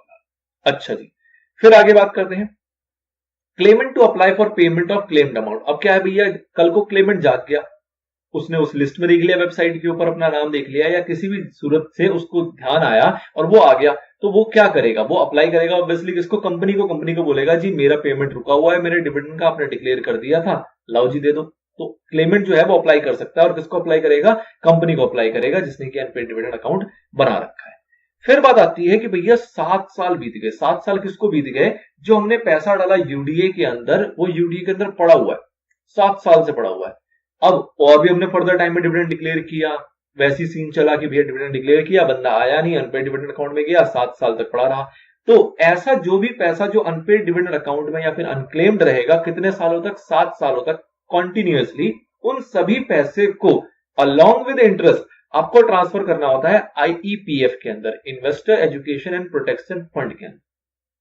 ठीक है, तो सेक्शन 124 कहता है क्या कि आपने जो पैसा रखा हुआ है, 30 दिन बीते, 7 दिन बीते, आपने ट्रांसफर कर दिया, उसके बाद जब 7 साल बीत जाएंगे तब तक अगर कोई क्लेम करने नहीं आया कंपनी के पास, तो उन सारी पैसों को अलॉन्ग विद जो भी उसका इंटरेस्ट होगा उसको ट्रांसफर कर दिया जाएगा कहां पे? Investor education and protection fund के अंदर। ठीक है, और साथ ही में जब वो पैसा आप ट्रांसफर कर दोगे तो कंपनी एक स्टेटमेंट बनाएगी जिसके अंदर ऑब्वियसली पूरी डिटेल लिखी होगी कि किन किन लोगों का पैसा ट्रांसफर किया जा रहा है और क्या क्या उसके दस्तावेज होंगे, और उस स्टेटमेंट को वो भेजेगी किसको? आईईपीएफ अथॉरिटी को, मतलब गवर्नमेंट डिपार्टमेंट है बेसिकली, तो उस डिपार्टमेंट को, उस अथॉरिटी को वो स्टेटमेंट भेजा जाएगा जो भी आपको प्रिस्क्राइब फॉर्मेट बनाया जाएगा उसके अकॉर्डिंग, और इन रिटर्न क्या होगा? वो अथॉरिटी आपको एक रिसिप्ट काट के देगी कि हाँ जी आपने इतने लोगों के बिहाफ पे, इस स्टेटमेंट के बिहाफ पे इतना पैसा जमा किया है, और ये आपका एक रिसिप्ट है। वो रिसिप्ट बेसिकली क्या होगा? उस कंपनी के लिए एक एविडेंस कि भैया हमने कोई कॉन्ट्रवेंशन नहीं किया, हमने इसका वेट किया, और इस सभी पैसे को एज पर सेक्शन नंबर 124 हमने दे दिया किसको? आईईपीएफ अथॉरिटी। हमारे पास उसका एविडेंस है जो कि वो रिसिप्ट होगा जिसके अंदर वो सारी चीजें मेंशन की हुई होगी। उसके बाद बात करते हैं transfer of shares to IPF. अब ये क्या है, अब देखो वो शेयर होल्डर जो कि अपना डिविडेंड लेने नहीं आ रहा है तो उनका शेयर तो उन्हीं के नाम पे चल रहा है। अब अगर 7 साल तक लगातार कॉन्जिक्यूटिव ईयर्स 7 ईयर्स तक अगर वो ऐसा रहा जिसका डिविडेंड क्लेम ही नहीं हुआ तो ऑब्वियस सी बात है उस शेयर्स को उसके नाम पे रखने का भी कोई फायदा नहीं है, क्योंकि ये फिर तो प्रोसेस जिंदगी भर चलता रहेगा ना। हम 7 साल देख चुके और 7 साल तक किसी ने क्लेम किया नहीं तो भैया उस शेयर का मालिक जो है वो सपोज करो मिस्टर एक्स है और मिस्टर एक्स 7 साल से डिविडेंड लेने नहीं आया तो उसके शेयर को अगर हम और 7 साल रखेंगे या 10 साल या 50 साल रखेंगे तो डिविडेंड लेते जाएंगे और वो प्रोसेस में घूम फिर के आईपीएफ पे ही आना है। तो ये कहा जाता है कि वैसे वाले सारे शेयर जिनका डिविडेंड 7 सालों तक पे नहीं किया गया या वो अनक्लेम्ड रहा है उन सारे शेयर्स को ही ट्रांसफर कर दो। कहां पे? Investor education and protection fund. तो उससे क्या होगा, जब कंपनी फ्यूचर में फिर डिविडेंड डिक्लेयर करेगी तो वो डायरेक्टली पे कर दिया जाएगा आईपीएफ के अंदर, तो ये प्रोसेस आपका नहीं होगा। तो इसलिए वो सारे शेयर जिनका डिविडेंड क्लेम ना किया गया हो या पे ना किया गया हो 7 कॉन्जिक्यूटिव ईयर्स तक, तो उन सारे शेयर्स को ट्रांसफर कर देना होता है। कहां पे? कंपनी उसको ट्रांसफर कर देगी कहां पे? आईपीएफ के अंदर। और उसके बाद ऑब्वियस सी बात है आगे चल के उस सारे शेयर्स के ऊपर जो डिविडेंड होगा वो ऑटोमेटिकली आईपीएफ के पास आ जाएगा। जब वो शेयर्स को ट्रांसफर करेगी तो इन शेयर्स के रिगार्डिंग जो भी डिटेल्स होती है कि किन किन के शेयर्स हैं, क्या उनके दस्तावेज है, क्या उनके आईडी वगैरह, क्या प्रूफ वगैरह है, वो सारी चीजें उनको दे दिया जाएगा। ओके, फिर बात आती है अगर ये जो 7 साल का हमारा कॉन्टिन्यूअस पीरियड है, सपोज करो कोई ऐसा था जो 4 साल तक इसने क्लेम नहीं किया, 5वें साल क्लेम करने आ गया, फिर 6 साल तक क्लेम नहीं किया, फिर 7वें साल क्लेम करने आ गया, ऐसे भी पर्सन हो सकते हैं। तो अगर कोई भी व्यक्ति ऐसा है जो बिल्कुल 7 सालों के बीच में कभी भी आया हो, एक बार भी आके क्लेम करके गया हो, तो वैसे व्यक्ति के शेयर्स को ट्रांसफर नहीं किया जाएगा। मतलब कि 7 कॉन्जिक्यूटिव कंटिन्यूअस ईयर्स होने चाहिए, बीच में अगर कोई 6 साल के गैप पे भी एक बार आ जाता है ना तो उसके शेयर्स को आपको ट्रांसफर करने की जरूरत नहीं है, उसको आप आईपीएफ में ट्रांसफर नहीं करोगे। 7 लगातार होने चाहिए हमारे पास। फिर बात आती है कि भैया ऑनर के राइट क्या खत्म हो गए? एक बार जब शेयर्स को हमने आईपीएफ में ट्रांसफर कर दिया तो क्या ऑनर के राइट खत्म हो जाएंगे? तो बिल्कुल नहीं होंगे भैया। जो मालिक था सपोज 7 साल में नहीं आया तो क्या हो गया, वो 10 साल में आएगा, 12 साल में आएगा, कभी भी आ सकता है। अगर वो फ्यूचर में कभी आता है, 8 साल, 10 साल, 12 साल के बाद कभी आता है, तो वो क्या करेगा? वो इंटाइटल्ड है कि वो रिक्लेम कर सकता है अपने सारे शेयर्स को। जो तुम शेयर्स लेके बैठ गए हो आईपीएफ वालों, वो शेयर्स हमें वापस दो। तो वो क्या करेगा? वो अप्लाई करेगा, उसका एक प्रिस्क्राइब प्रोसीजर बताया गया है जिसके थ्रू वो अप्लाई करेगा किसको? आईपीएफ अथॉरिटी को। उनको बोलेगा भैया ये एप्लीकेशन है, वो उसको वेरीफाई करेगी सारी चीजें, क्योंकि उसके पास डिटेल्स होंगी जो उसने कंपनी से ली थी, और उसके बेसिस पे वो सब कुछ करने के बाद उसको री अलॉट कर देगी, उसके शेयर्स उसके पास वापस चले जाएंगे। फिर बात आती है अगर कॉन्ट्रावेंशन होता है इसके अंदर तो क्या होगा, पनिशमेंट क्या मिलेगी? तो बात करते हैं कंपनी के ऊपर। अगर कंपनी कंप्लाई नहीं कर पाती, कंप्लाई नहीं करने का मतलब क्या हुआ कि वो अनपेड डिविडेंड अकाउंट को नहीं मेंटेन कर पाई है, 124 के जितने प्रोविजंस थे उसको ट्रांसफर करना था, जो भी कुछ था 124 के जो भी प्रोविजंस थे उसको अगर कंप्लाई नहीं कर पाए तो उसके अंदर क्या होगा? पेनल्टी लगेगी कम से कम 5 लाख रुपए और मैक्सिमम जाएगा ये 25 लाख रुपए तक। किसके ऊपर? कंपनी के ऊपर। बात करते हैं ऑफिसर इन डिफॉल्ट की, तो उसके ऊपर पनिशेबल होगा जो कि मिनिमम है 1 लाख रुपए और मैक्सिमम जाएगा कहां तक? 5 लाख रुपए तक। तो ये तो बात होगी पनिशमेंट की। अब ये बहुत ही बेहतरीन तरीके से इसी सारे मैटर को यहाँ चार्ट के अंदर बताया गया है। चार्ट जरा आप देख लो। सबसे पहले डिविडेंड डिक्लेयर किया गया, 30 दिन में पे करना था, dividend not paid, not claimed रहा तो 7 दिन के अंदर उसको हमने डिपॉजिट कर दिया अनपेड डिविडेंड अकाउंट या फिर अनक्लेम्ड डिविडेंड अकाउंट में किसी भी शेड्यूल बैंक के अंदर। ठीक है जी। अगर ऐसा नहीं किया जाएगा तो इंटरेस्ट दिया जाता है 12% पर एनम के हिसाब से from the date of default. जब डिफॉल्ट हुआ उससे आपको काउंट करना है और 12% के हिसाब से आपको ब्याज देना पड़ेगा। 90 दिनों के अंदर अंदर कहा गया एक स्टेटमेंट बनाना है जिसके अंदर नाम होना चाहिए, लास्ट नोन एड्रेस होना चाहिए, जो भी एड्रेस आपके रिकॉर्ड में मौजूद है, और कितना अनपेड डिविडेंड अकाउंट है वो होना चाहिए। और इस स्टेटमेंट को आप वेबसाइट पे दिखाओगे अपनी कंपनी के। अलॉन्ग विद दैट वो वेबसाइट जो कि गवर्नमेंट ने नोटिफाई कर रखा है, सेंट्रल गवर्नमेंट ने नोटिफाई कर रखा है, उसमें भी इसको प्लेस करोगे। 7 साल बीत गया, आपका अनपेड डिविडेंड अकाउंट पड़ा रहा तो उसको आपको ट्रांसफर कर देना है कहां पे? आईपीएफ में, जिसके अंदर आप अनपेड अनक्लेम्ड डिविडेंड अमाउंट भी डालोगे, अलॉन्ग विद दैट जो भी उसके ऊपर का इंटरेस्ट होगा उसको जोड़ते हुए सारे पैसे को भेज दोगे आईपीएफ के बाद। तो ये प्रैक्टिकल सिनेरियो था जो कि स्टेप बाय स्टेप आपको समझ में आया, जो कि सेक्शन 124 बात करता है, जो कि शुरू हुआ 123 ने जहां छोड़ा उसके बाद से 124 ने कंटिन्यू किया। अब 124 ने छोड़ा आपको आईपीएफ पे लाके, तो अब आईपीएफ से रिलेटेड प्रोविजन जो है वो आएंगे आपके सेक्शन नंबर 125 के अंदर, जो कि हमारा नेक्स्ट पार्ट में डील किया जाएगा। हाँ जी दोस्तों, तो इसी के कंटिन्यूएशन में हमारे पास अगला सेक्शन आता है, सेक्शन नंबर 125, जो कि पूरा का पूरा डिवोटेड है आईईपीएफ को, investor education and protection fund, जो कि हमारे 124 ने लास्ट में लाके छोड़ा कि पैसा उन्होंने यहां भेज दिया, अब ये आईईपीएफ वाले जाने। अब जो सेक्शन 125 है वो बात बताता है आईईपीएफ के रिगार्डिंग, और वो क्या बताता है कि भैया ये जो एक एस्टेब्लिशमेंट है, ये जो एक अथॉरिटी है, ये किसने बनाई है? तो ये बनाया जाता है सेंट्रल गवर्नमेंट के द्वारा। और इसका बेसिकली काम क्या है? तो इसके पास क्या चीजें हैं कि जो इसके पास फंड आया, अगर उसमें से रिफंड करना पड़ रहा है, रिफंड का मतलब कि आपको डिविडेंड देना पड़ रहा है, शेयर्स को रिफंड करना पड़ रहा है, या कोई मैच्योर डिपॉजिट्स वगैरह थे वो भी हम देखेंगे। मुद्दा क्या है कि जो भी पैसा इनके पास जमा हुआ वो अगर किसी पब्लिक से रिलेटेड था और वो पब्लिक कल को आके अप्लाई करती है कि भैया हमारा डिविडेंड दे दो, जो आपके पास चला गया, हमारा शेयर्स दे दो, कुछ भी ऐसा कुछ, तो उसको रिफंड करना है। उसके अलावा जो इन्वेस्टर्स होते हैं उनके भले के लिए इनको काम करना होता है, क्योंकि शेयर से रिलेटेड है। कई नॉर्मल लोग इन्वेस्टमेंट करते हैं तो उनको अवेयर करना, उनकी प्रोटेक्शन करना कि भैया उनके साथ धोखाधड़ी वगैरह ना हो, उनके लिए प्रमोशंस एक्टिविटीज वगैरह करना। तो इस टाइप की वेलफेयर एक्टिविटी में ये ऑर्गेनाइजेशन, मतलब ये अथॉरिटी जो है वो डिवोटेड होती है। ठीक है, ये इसका बेसिक स्ट्रक्चर हो गया। अब इसके अंदर पहला सवाल जो आता है कि भैया कौन कौन से ऐसे पैसे हैं जो आईपीएफ के अंदर जमा किए जाते हैं, इसकी लिस्ट आपको ना होपफुली याद रखनी है, क्योंकि एग्जाम में आया हुआ है कई बार कि कौन कौन से ऐसे पैसे हैं जो कि क्रेडिट किए जाते हैं आईपीएफ के अंदर। ठीक है, तो मोटा मोटा आपको याद हो जाएगा, कोई ऐसी डिफिकल्टी नहीं है, बट स्टिल आपको ऑब्वियसली सारे नाम भी याद हो, 8-10 नाम इसके अंदर के याद होने चाहिए। पहला पॉइंट आता है इसके अंदर कि जब इसको कॉन्स्टिट्यूट किया जाता है या फिर ईयरली बेसिस पे भी सेंट्रल गवर्नमेंट क्या है, पार्लियामेंट में अप्रूव कराते हुए बाय वे ऑफ ग्रांट इसके अंदर कुछ फंड कंट्रीब्यूट कर सकती है। कौन कर सकती है? Central government. लेकिन इसका जो अप्रोप्रिएशन कराया जाएगा, अप्रूवल कराया जाएगा, वो कैसे कराया जाएगा? By way of parliament. और उस पैसे को एलोकेट किया जा सकता है कहां पे? आईपीएफ के अंदर। किसके द्वारा? सेंट्रल गवर्नमेंट के द्वारा, क्योंकि उसी ने बनाया है, तो भैया इस भले के काम के लिए उसके अंदर वो पैसा दे सकती है बाय वे ऑफ ग्रांट। इसके अलावा कहा गया दूसरे पॉइंट में कि भैया डोनेशंस भी दी जाते हैं सेंट्रल गवर्नमेंट के द्वारा। बीच बीच में अगर रिक्वायरमेंट होगी तो सेंट्रल गवर्नमेंट हो गया, स्टेट गवर्नमेंट हो गया, कंपनीज वगैरह हो गई, किसी किसी स्कीम के तहत उनसे डोनेशन भी लिया जाता है इस भले के काम के लिए। ठीक है जी। फिर आपने देखा सेक्शन 124 के अंदर की अनपेड डिविडेंड अकाउंट होता है, वो पैसा भी 7 साल जब खत्म हो जाते हैं तो वो पैसे को भी भेज दिया जाता है कहां पे? आईपीएफ के अंदर। तो वो पैसा भी इसमें आता है। और कौन सा पैसा आएगा? तो आपको पता, वैसे हो ना हो पता नहीं, पुराना एक सेक्शन हुआ करता था कंपनीज एक्ट 2016 के अंदर इसी चीज का, अनपेड डिविडेंड का ही। वहां पे भी जो अनपेड डिविडेंड रह जाते थे वो ट्रांसफर किया जाता था section number 205A sub section 5 of companies act 1956 के अंदर। तो वो जो पैसा है जो पुराने एक्ट के अकॉर्डिंग पड़ा हुआ है अनपेड, मतलब उस पैसे को रखा जाता था general reserve account, general revenue account के अंदर। तो उन पैसों को भी जब वो एक्ट खत्म हुआ और जैसे ये एक्ट स्टार्ट हुआ, इस एक्ट के अंदर इस आईपीएफ को बनाया गया, तो उसके अंदर उन सारे पैसों को क्या कर दिया गया? ट्रांसफर। तो वो पैसा भी इसके अंदर आ गया, मतलब कहीं ना कहीं वो वाले जो पुराने अनपेड अमाउंट थे एज पर कंपनीज एक्ट 1956, वो अनपेड अमाउंट भी हमारे ट्रांसफर हो गए कहां पे? इसी नए वाले आईपीएफ के अंदर, जो कि बनाया गया 2013 के तहत। ठीक है जी। फिर बात आती है कि पुराना 1956 में भी आईईपीएफ अकाउंट होता था। एक तो हो गया अनपेड डिविडेंड अकाउंट, एक 1956 का आईपीएफ अकाउंट जो था उसके पैसे को भी ट्रांसफर कर दिया गया 2013 के आईपीएफ अकाउंट के अंदर। तो वो पैसा भी यहां पे आ गया। उसके बाद जो ये पैसा है आईपीएफ के अंदर, इसको सपोज अगर आईपीएफ कहीं कहीं इन्वेस्ट करती है गवर्नमेंट सिक्योरिटीज वगैरह में, तो इससे भी उसके पास इनकम इंटरेस्ट वगैरह आते हैं। तो जो इस टाइप की इनकम आती है वो भी कहां जाएगी? उसी आईपीएफ अकाउंट के अंदर।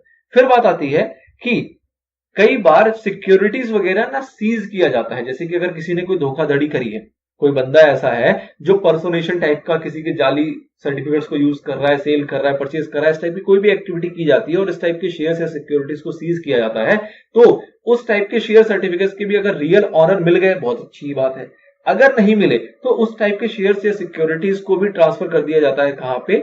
आईपीएफ के अंदर। फिर बात आती है एप्लीकेशन मनी। एप्लीकेशन मनी का मतलब क्या हुआ कि एप्लीकेशन मनी हमारे पास आई, कंपनी के पास जैसे आती है, कंपनी के पास एप्लीकेशन मनी आई, उन्होंने सिक्योरिटीज अलॉट नहीं करना था और वो रिफंड करना चाह रही है। अब रिफंड करने के लिए जब वो रिफंड करना चाह रही थी तो जिनको रिफंड करना है वो क्लेम करना ही नहीं आ रहे, और ये सिलसिला चलता रहा 7 सालों तक। मतलब 7 सालों तक वो कंपनी के पास पैसा पड़ा रहा एप्लीकेशन मनी का, जिसको उन्होंने रिफंड करना है, लेकिन रिफंड करने के लिए कोई मिल ही नहीं रहा, ना वैलिड अकाउंट नंबर है, ना वो पर्सन है जो क्लेम करने आ रहा है, वगैरह वगैरह। 7 साल तक वो पेंडिंग पड़ा रहा। तो वो टाइप का एप्लीकेशन मनी को भी ट्रांसफर कर दिया जाता है कहां पे? आईपीएफ के अंदर। तो आपको ध्यान रखना है कौन कौन से पैसे आईपीएफ में आ रहे हैं। अगला होता है मैच्योर डिपॉजिट्स, मतलब कंपनी के पास जैसे डिपॉजिट्स वगैरह आते हैं और डिपॉजिट्स की टाइम लिमिट थी 3 साल 5 साल जो भी था वो मैच्योर हो गया। मैच्योर होने के बाद अदर देन बैंकिंग कंपनी की बात हो रही है, सिर्फ कंपनीज की, अदर देन बैंकिंग कंपनीज, तो वो जो मैच्योर डिपॉजिट होगा जो कि कंपनी के पास है और वो 7 सालों तक कंपनी के पास पड़ा रहा मैच्योर्ड ही और उसको कोई क्लेम करने ही नहीं आया, तो उस मैच्योर डिपॉजिट के पैसे को भी कहां ट्रांसफर कर दिया जाता है, आईईपीएफ अकाउंट के अंदर। सेम पैटर्न में चल रहा है आपका मैच्योर्ड डिबेंचर्स। मैच्योर्ड डिबेंचर्स का मतलब क्या हुआ, डिबेंचर्स रिडीम होने वाले थे, रिडीम हो गए, रिडीम होने के बाद वो पड़े रहे, भैया वो कोई क्लेम करने नहीं आ रहा, जो हमारे पास इंफॉर्मेशन है वहां पे हम पैसा पे नहीं कर पा रहे और जिसको लेना चाहिए वो लेने आ नहीं रहा, तो उस सिनेरियो के अंदर भी अगर वो पैसा है जो कि 7 सालों तक हमारे पास पड़ा रहेगा मैच्योर्ड डिबेंचर्स का, तो उस पैसे को भी 7 साल वेट करने के बाद डाल दिया जाता है कहां पे, आईपीएफ के अंदर। फिर उसके बाद आता है इंटरेस्ट। इंटरेस्ट का मतलब क्या हुआ कि जो भी हमारा एच से लेके जे तक हमने देखा, ये तीनों चीजें एच आई जे, इन तीनों पॉइंट के ऊपर अगर कोई भी इंटरेस्ट बन रहा है, जैसे मैच्योर डिपॉजिट था उसके ऊपर इंटरेस्ट पड़ा रहा होगा कंपनी के पास, मैच्योर डिबेंचर था उसके ऊपर कंपनी के पास इंटरेस्ट पड़ा रहा होगा, हमारा एप्लीकेशन मनी था उसके ऊपर कंपनी के पास इंटरेस्ट पड़ा रहा होगा, तो वो सारा इंटरेस्ट भी जो होगा वो देगी किसको, आईपीएफ के अंदर। अगला पॉइंट आता है amount receive from cell proceed. इसका मतलब क्या है कि कुछ जो शेयर्स वगैरह हैं जो कि अब आईपीएफ के नाम पे आ गए और उन शेयर्स वाली कंपनी के अंदर बोनस शेयर्स मान लो दिया जाता है, या उस टाइप की कंपनी आपस में मर्जर हो जाती है, अमलगमेशन हो जाता है, तो जैसे आपने अमलगमेशन वगैरह में देखा होगा कि उनको नई कंपनी के शेयर्स तो मिल जाते हैं, वो अलग बात है, लेकिन कई बार फ्रैक्शनल शेयर्स होते हैं, तो फ्रैक्शनल शेयर्स के ऊपर ना उनको पैसे मिल जाते हैं, तो उस टाइप का भी अगर कोई पैसा आ रहा है किसी शेयर्स के मर्जर, अमलगमेशन या बोनस शेयर्स के दौरान, तो वो पैसा भी रिसीव कौन करेगा, ऑब्वियसली आईपीएफ।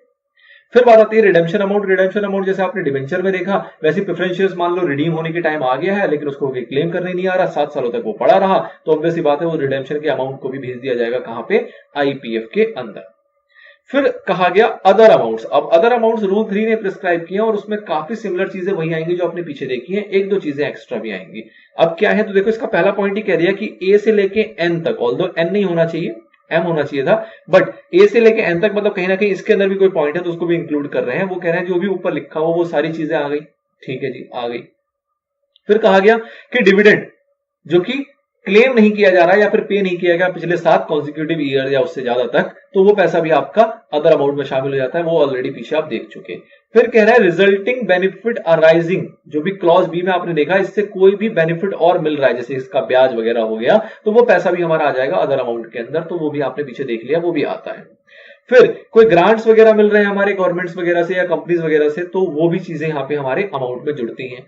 उसके बाद आपने देखा कि कोई और सोर्सेज के थ्रू सेंट्रल गवर्नमेंट हमें पैसा दे रही है, किसी भी थ्रू, डोनेशन के थ्रू दे दे, पार्लियामेंट के थ्रू पास करते हुए दे दे, कोई और अमाउंट किसी और ओकेजन पे दे दे, किसी भी पर्पस के लिए अगर सेंट्रल गवर्नमेंट कोई पैसा हमें देती है तो वो पैसा भी रिसीव करता है हमारा ये अथॉरिटी। उसके बाद कोई इनकम अर्न करे, जैसे हमने देखा ब्याज वगैरह मिल सकता है अगर इन्वेस्टमेंट वगैरह की हुई, तो उस टाइप से अगर कोई इनकम अर्न किया जाता है अथॉरिटी के द्वारा, तो वो भी अथॉरिटी का ही पैसा माना जाता है। फिर यहाँ पे एक सेक्शन को रेफर किया गया, section 10B subsection 3 of banking companies act 1970, मतलब बैंकिंग का कुछ अमाउंट कहा जा रहा है, बैंकिंग एक्ट के अकॉर्डिंग अगर कोई पेमेंट ऐसा है जो कि पेबल है तो वो पैसा भी हमारा आईपीएफ के अंदर आ सकता है। फिलहाल आपको इसके डीप में जाने की जरूरत नहीं है। फिर कहा गया और कोई मनी जो कि अथॉरिटी कलेक्ट करती है इस एक्ट के द्वारा, तो वो भी आपका लिया जाएगा, तो मतलब ये एक्सेप्शनल एक पॉइंट आ गया, ठीक है। फिर टर्म डिपॉजिट, डिबेंचर्स और अनपेड क्लेम, ये सारी चीजें भी एक बार इन्होंने अकॉर्डिंग टू रूल 3 के अंदर इसको डिफाइन कर दिया गया है कि भैया कोई टर्म डिपॉजिट है, डिबेंचर्स ऑफ कंपनीज है, ड्यू अनपेड और अनक्लेम इंटरेस्ट है, वो भी ट्रांसफर कर दिया जाएगा with transfer of matured amount. अगर उसकी मैच्योरिटी होगी तो मैच्योर्ड अमाउंट भी आ जाएगा, अलॉन्ग विद उसका जो इंटरेस्ट होगा वो भी आ जाएगा। तो इसको आपको ना ऐसे ध्यान रखने की बहुत जरूरत नहीं थी, आप अगर एम तक ही समझ जाओगे ना तो वो काफी है। ये अदर अमाउंट उन्होंने रूल के अकॉर्डिंग बताया है, वो हमने देख लिया वैसे। नाउ अब यूटिलाइजेशन के ऊपर 5 पॉइंट बताए गए हैं कि इस पैसे को कहां यूटिलाइज किया जाता है। तो पहला पॉइंट तो गया रिफंड, कि भैया जो पैसा हमारे पास जैसे जैसे आया है, अगर वो आम नागरिक का है, कल को वो हमसे क्लेम करते हैं कि भैया हमारा पैसा हमें वापस दे दो, तो हमें उसको वो रिफंड करना पड़ेगा। प्राइमरी काम हो गया कि भैया पैसा हमारे पास आ गया, बहुत अच्छी बात है, जब तक कोई गुमनाम तब तक पड़ा रहा, कल को कोई जाग गया उसके बदले में उसने अप्लाई कर रहा, वो सारा कुछ वैलिड है, प्रूफ सब कुछ मिल रहा है, तो सब कुछ देखते हुए वो क्या करती है अथॉरिटी, उसको उसका पैसा रिफंड कर देती है। वो किसी भी नेचर का हो सकता है, जैसे कि डिविडेंड अनक्लेम्ड था, मैच्योर डिपॉजिट था, मैच्योर डिबेंचर्स था, एप्लीकेशन मनी था, एज द केस में भी जो भी चीजें आपने ऊपर देखी है। अगला काम इनका आता है कि भैया प्रमोशन करना है। किस चीज का प्रमोशन है? इन्वेस्टर्स के एजुकेशन के रिगार्डिंग, उनके अवेयरनेस के रिगार्डिंग, उनके प्रोटेक्शन के रिगार्डिंग, इसके रिगार्डिंग जो भी प्रमोशंस एक्टिविटीज, कैंप्स वगैरह, एडवर्टीजमेंट वगैरह, जो भी इस टाइप की एक्टिविटी करनी होती है वो सारा करती है इसी पैसों को यूज करते हुए। नाउ कभी कभी क्या होता है, कोर्ट ऑर्डर करती है, जैसे कि किसी को कोई भारी नुकसान हो गया, किसी का कोई धोखाधड़ी हो गई, और धोखाधड़ी होने के बाद कोर्ट ने ऑर्डर कर दिया कि भैया इनको जो धोखाधड़ी हुई है इसमें से इतना इनको भरपाई कर दिया जाए बाय जो भी आईपीएफ के पास पैसा पड़ा है उसमें से। तो अगर कोर्ट ने ऐसा कोई ऑर्डर कर दिया कि भैया किसी के साथ कोई धोखाधड़ी हुई है और उसको रिलीफ पहुंचाने के लिए वो कहती है कि भैया आईपीएफ अथॉरिटी क्या करेगी, अपने फंड में से इतना पैसा इसको देगी। तो इस टाइप के ऑर्डर के अकॉर्डिंग अगर कोई डिस्ट्रीब्यूशन का उनके ऊपर ऑर्डर आया है तो वो डिस्ट्रीब्यूशन भी करता है हमारा आईपीएफ। फिर बात आती है कि ट्राइब्यूनल ने अगर कोई ऑर्डर दे दिया, कोई अमाउंट सैंक्शन कर दिया कि भैया लीगल एक्सपेंस जो भी हुए हैं पर्सन के द्वारा, मतलब जो भी हमारा मेंबर था, डिबेंचर होल्डर था या कोई भी सिक्योरिटी होल्डर था, उसने कोई लीगल एक्सपेंस इनकर किए इन सारी कार्रवाई के ऊपर, जो भी उसका नुकसान हुआ था या कोई अवेयरनेस के रिगार्डिंग या कोई फ्रॉड से बचने के रिगार्डिंग एनीथिंग, और उसके ऊपर ट्राइब्यूनल ने सैंक्शन कर दिया कि भैया इनका जो भी लीगल खर्चा हुआ है ना उसको रिम्बर्स करेगा कौन? आईपीएफ। तो आईपीएफ को करना पड़ेगा। वो कहां से करेगा? उसी फंड को यूटिलाइज कर सकता है। फिर कहता है कि भैया एनी अदर पर्पस, जो ऊपर आपकी 4 पर्पस आई उसके इंसिडेंटल, मतलब उससे मिलते जुलते, उससे सम्मिलित कोई और पर्पस भी होता है तो उसको भी वो सैंक्शन करता है, मतलब उसको भी वो यूज में लाएगा अपने पैसे को और उसकी भरपाई भी करेगा हमारा अथॉरिटी। ठीक है जी। फिर बात आती है refund of amount. Refund of amount basically क्या कह रहा है? It is provided that in case of person whose amount refer to clause A to D में जो भी थे of subsection 2 of section 205C transfer to IPF after the expiry of 7 years, मतलब कि पुराने वाले एक्ट की बात कर रहा है। पुराने वाले एक्ट के अंदर हमारे पास कोई भी पैसा किसी पर्सन का ऐसा था जो कि आईपीएफ में था पुराने वाले एक्ट के अंदर, और वो पुराने एक्ट के आईपीएफ से ट्रांसफर होकर आ गया नए एक्ट के आईपीएफ के अंदर, तो क्या वो बंदा अब आ सकता है? नहीं आ सकता। भैया एक्ट 2013 में तो आया है ना। सपोज करो 2014 का कोई, 2008 का कोई बंदा था, उसका पैसा अनक्लेम्ड था, वो चला गया आईपीएफ के अंदर पुराने वाले एक्ट पे, और वो पुराने वाले एक्ट का आईपीएफ चला गया नए वाले एक्ट के आईपीएफ के अंदर, तो वो 2008 का बंदा क्या अप्लाई कर सकता है? तो बिल्कुल कर सकता है। और अगर उसके पास सारे दस्तावेज सही सलामत होंगे, वो क्लेम कर पाएगा, सही से प्रूव कर पाएगा कि भैया मेरा ही पैसा है, तो ऑब्वियस सी बात है उसको रिफंड मिलेगा। Then application to the authority for payment, मतलब अब देखो जब एक बार कंपनी तक था पैसा, जब वो अनपेड डिविडेंड अकाउंट के अंदर था, उसके बाद जब कंपनी ने दे दिया किसको? अथॉरिटी को। अब अगर किसी को वो पैसा चाहिए, जो भी पैसा अथॉरिटी के पास चला गया है वो पैसा अगर उसको चाहिए तो ऑब्वियस सी बात है वो एप्लीकेशन किसी को देगा। तो जो भी व्यक्ति जिसको कि रिफंड मिल सकता है, अमाउंट जो भी पीछे डिस्कस किए गए हैं जितने भी अमाउंट थे उसमें से किसी का भी कोई पैसा है जो कि अब अथॉरिटी के पास जा चुका है, उसको ये पता है, तो ऑब्वियस सी बात है वो अप्लाई करेगा किसको? अथॉरिटी को, अगर वो इंटाइटल्ड है तो। और अथॉरिटी जो प्रोसीजर बताएगी, जो परफॉर्मा बताएगी, जो फॉर्म्स बताएगी, जो डॉक्यूमेंट्स बताएगी, उन सारी चीजों को वो डिपॉजिट करेगा, अथॉरिटी उसको वेरीफाई करेगा और उसके बाद उसको जो उसका रिफंड होगा वो उसको आराम से मिल जाएगा। देन अब आईपीएफ के रिगार्डिंग कुछ अदर प्रोविजंस आते हैं, जिसमें कि सबसे पहला पॉइंट है इसका कॉन्स्टिट्यूशन, मतलब आईपीएफ कैसे बना, क्या क्या उसकी चीजें हैं। तो ऑब्वियस ही बात है एमसीए ने नोटिफाई किया हमारे सबसेक्शन 5, सबसेक्शन 6, सबसेक्शन 7, जिसके अंदर जो कि नोटिफाई कब हुआ है हमारा? विद इफेक्ट फ्रॉम 13/1/2016, जिसने कि बेसिकली क्या किया? अथॉरिटी को कॉन्स्टिट्यूट किया। एमसीए बेसिकली सेंट्रल गवर्नमेंट, ठीक है ना। एमसीए का मतलब क्या है? Central government. Ministry of corporate affairs ने नोटिफाई की कुछ सबसेक्शंस विद इफेक्ट फ्रॉम 13/1/2016 और उसके द्वारा अथॉरिटी को क्या किया गया? कॉन्स्टिट्यूट किया गया, मतलब बनाया गया। और बेसिकली क्या कहा गया इनको कि इसको एडमिनिस्टर करना है और मेंटेन करना है क्या? अकाउंट एज वेल एज जो रिकॉर्ड्स होंगे विद रिलेशन टू फंड, मतलब कि भैया फंड की आपको देखभाल करनी है, कहां कहां से पैसा आ रहा है, कहां कहां यूटिलाइज कर रहे हो, उससे रिलेटेड सारी चीजों को मैनेज करना है। उसके लिए एक अथॉरिटी बनाई गई, किसके द्वारा? एमसीए के द्वारा। कब से वो चालू हुआ? 13 जनवरी 2016 से चालू हुआ। ठीक है जी। फिर बात आती है कि आईपीएफ अथॉरिटी, मतलब with notification of IP authority, जो सेक्रेटरी है हमारे एमसीए के, उनको अपॉइंट किया गया as a ex officio chairperson. उसके साथ साथ 6 मेंबर और अपॉइंट किए गए। मैक्सिमम लिमिट होती है 7 मेंबर की, मतलब कि अथॉरिटी के अंदर जो मेंबर बनाए जा सकते हैं अदर देन कौन? Chairperson and chief executive officer, इन दोनों के अलावा 7 लोग और एज अ मेंबर वहां पे क्रिएट किए जा सकते हैं, जिसमें से कि 6 क्रिएट किए गए और अलॉन्ग विद दैट एक हमारा चीफ एग्जीक्यूटिव ऑफिसर वहां अपॉइंट किया गया, जिन लोगों ने मतलब बेसिकली 8 लोग हो गए, एक मिनिस्ट्री ऑफ कॉर्पोरेट अफेयर्स की सेक्रेटरी जो कि एक्स ऑफिशियो चेयरपर्सन है, along with that 6 members and 1 chief executive officer. इन 8 लोगों ने मिलकर इस अथॉरिटी को चलाना है। ठीक है, now provision of required resources by central government for administration of the fund. अब क्या है भैया, एडमिनिस्ट्रेशन तो करेंगे, अथॉरिटी तो आपने बना दिया, अथॉरिटी की पूरी देखभाल कौन करेगा, मतलब कि उस अथॉरिटी को भैया एक ऑफिस चाहिए और भी छुटपुट ऑफिसर्स चाहिए होंगे, मतलब अलग अलग काम को करने के लिए ऑफिसर्स की रिक्वायरमेंट होगी, एम्प्लॉयज की रिक्वायरमेंट होगी और भी रिसोर्सेज वगैरह चाहिए होंगे जिससे कि वो अथॉरिटी को प्रॉपरली रन कर पाएंगे। और ये सारी चीजें आईपीएफ अथॉरिटी को कौन प्रोवाइड करेगा, सेंट्रल गवर्नमेंट। मतलब जितनी भी इनको सुख सुविधाएं चाहिए वो सारी सारी जो प्रोवाइड करानी है उसकी जिम्मेवारी किसके पास है, सेंट्रल गवर्नमेंट के पास है। फिर कहा गया कि भैया अथॉरिटी जो काम करेगी, बहुत अच्छी बात है, बट जो अथॉरिटी काम करेगी वो कैसे करेगी, वो विद कंसल्टेशन ऑफ सीएजी करेगी। मतलब जो हमारे सीएजी है, सीएजी का मतलब controller and auditor general of India, जो बेसिकली ऑडिट भी करेंगे इनके काम को, उनको कहा गया कि भैया जो भी आप रूल्स वगैरह बनाओगे, जो भी आप कामकाज करोगे ना, वो करना but with consultation of CAG. मतलब सीएजी से भी जांच पड़ताल कर लेना, पूछपाछ लेना कि भैया ऐसे हम कर रहे हैं, सब ठीक तो है ना, कोई दिक्कत तो नहीं है।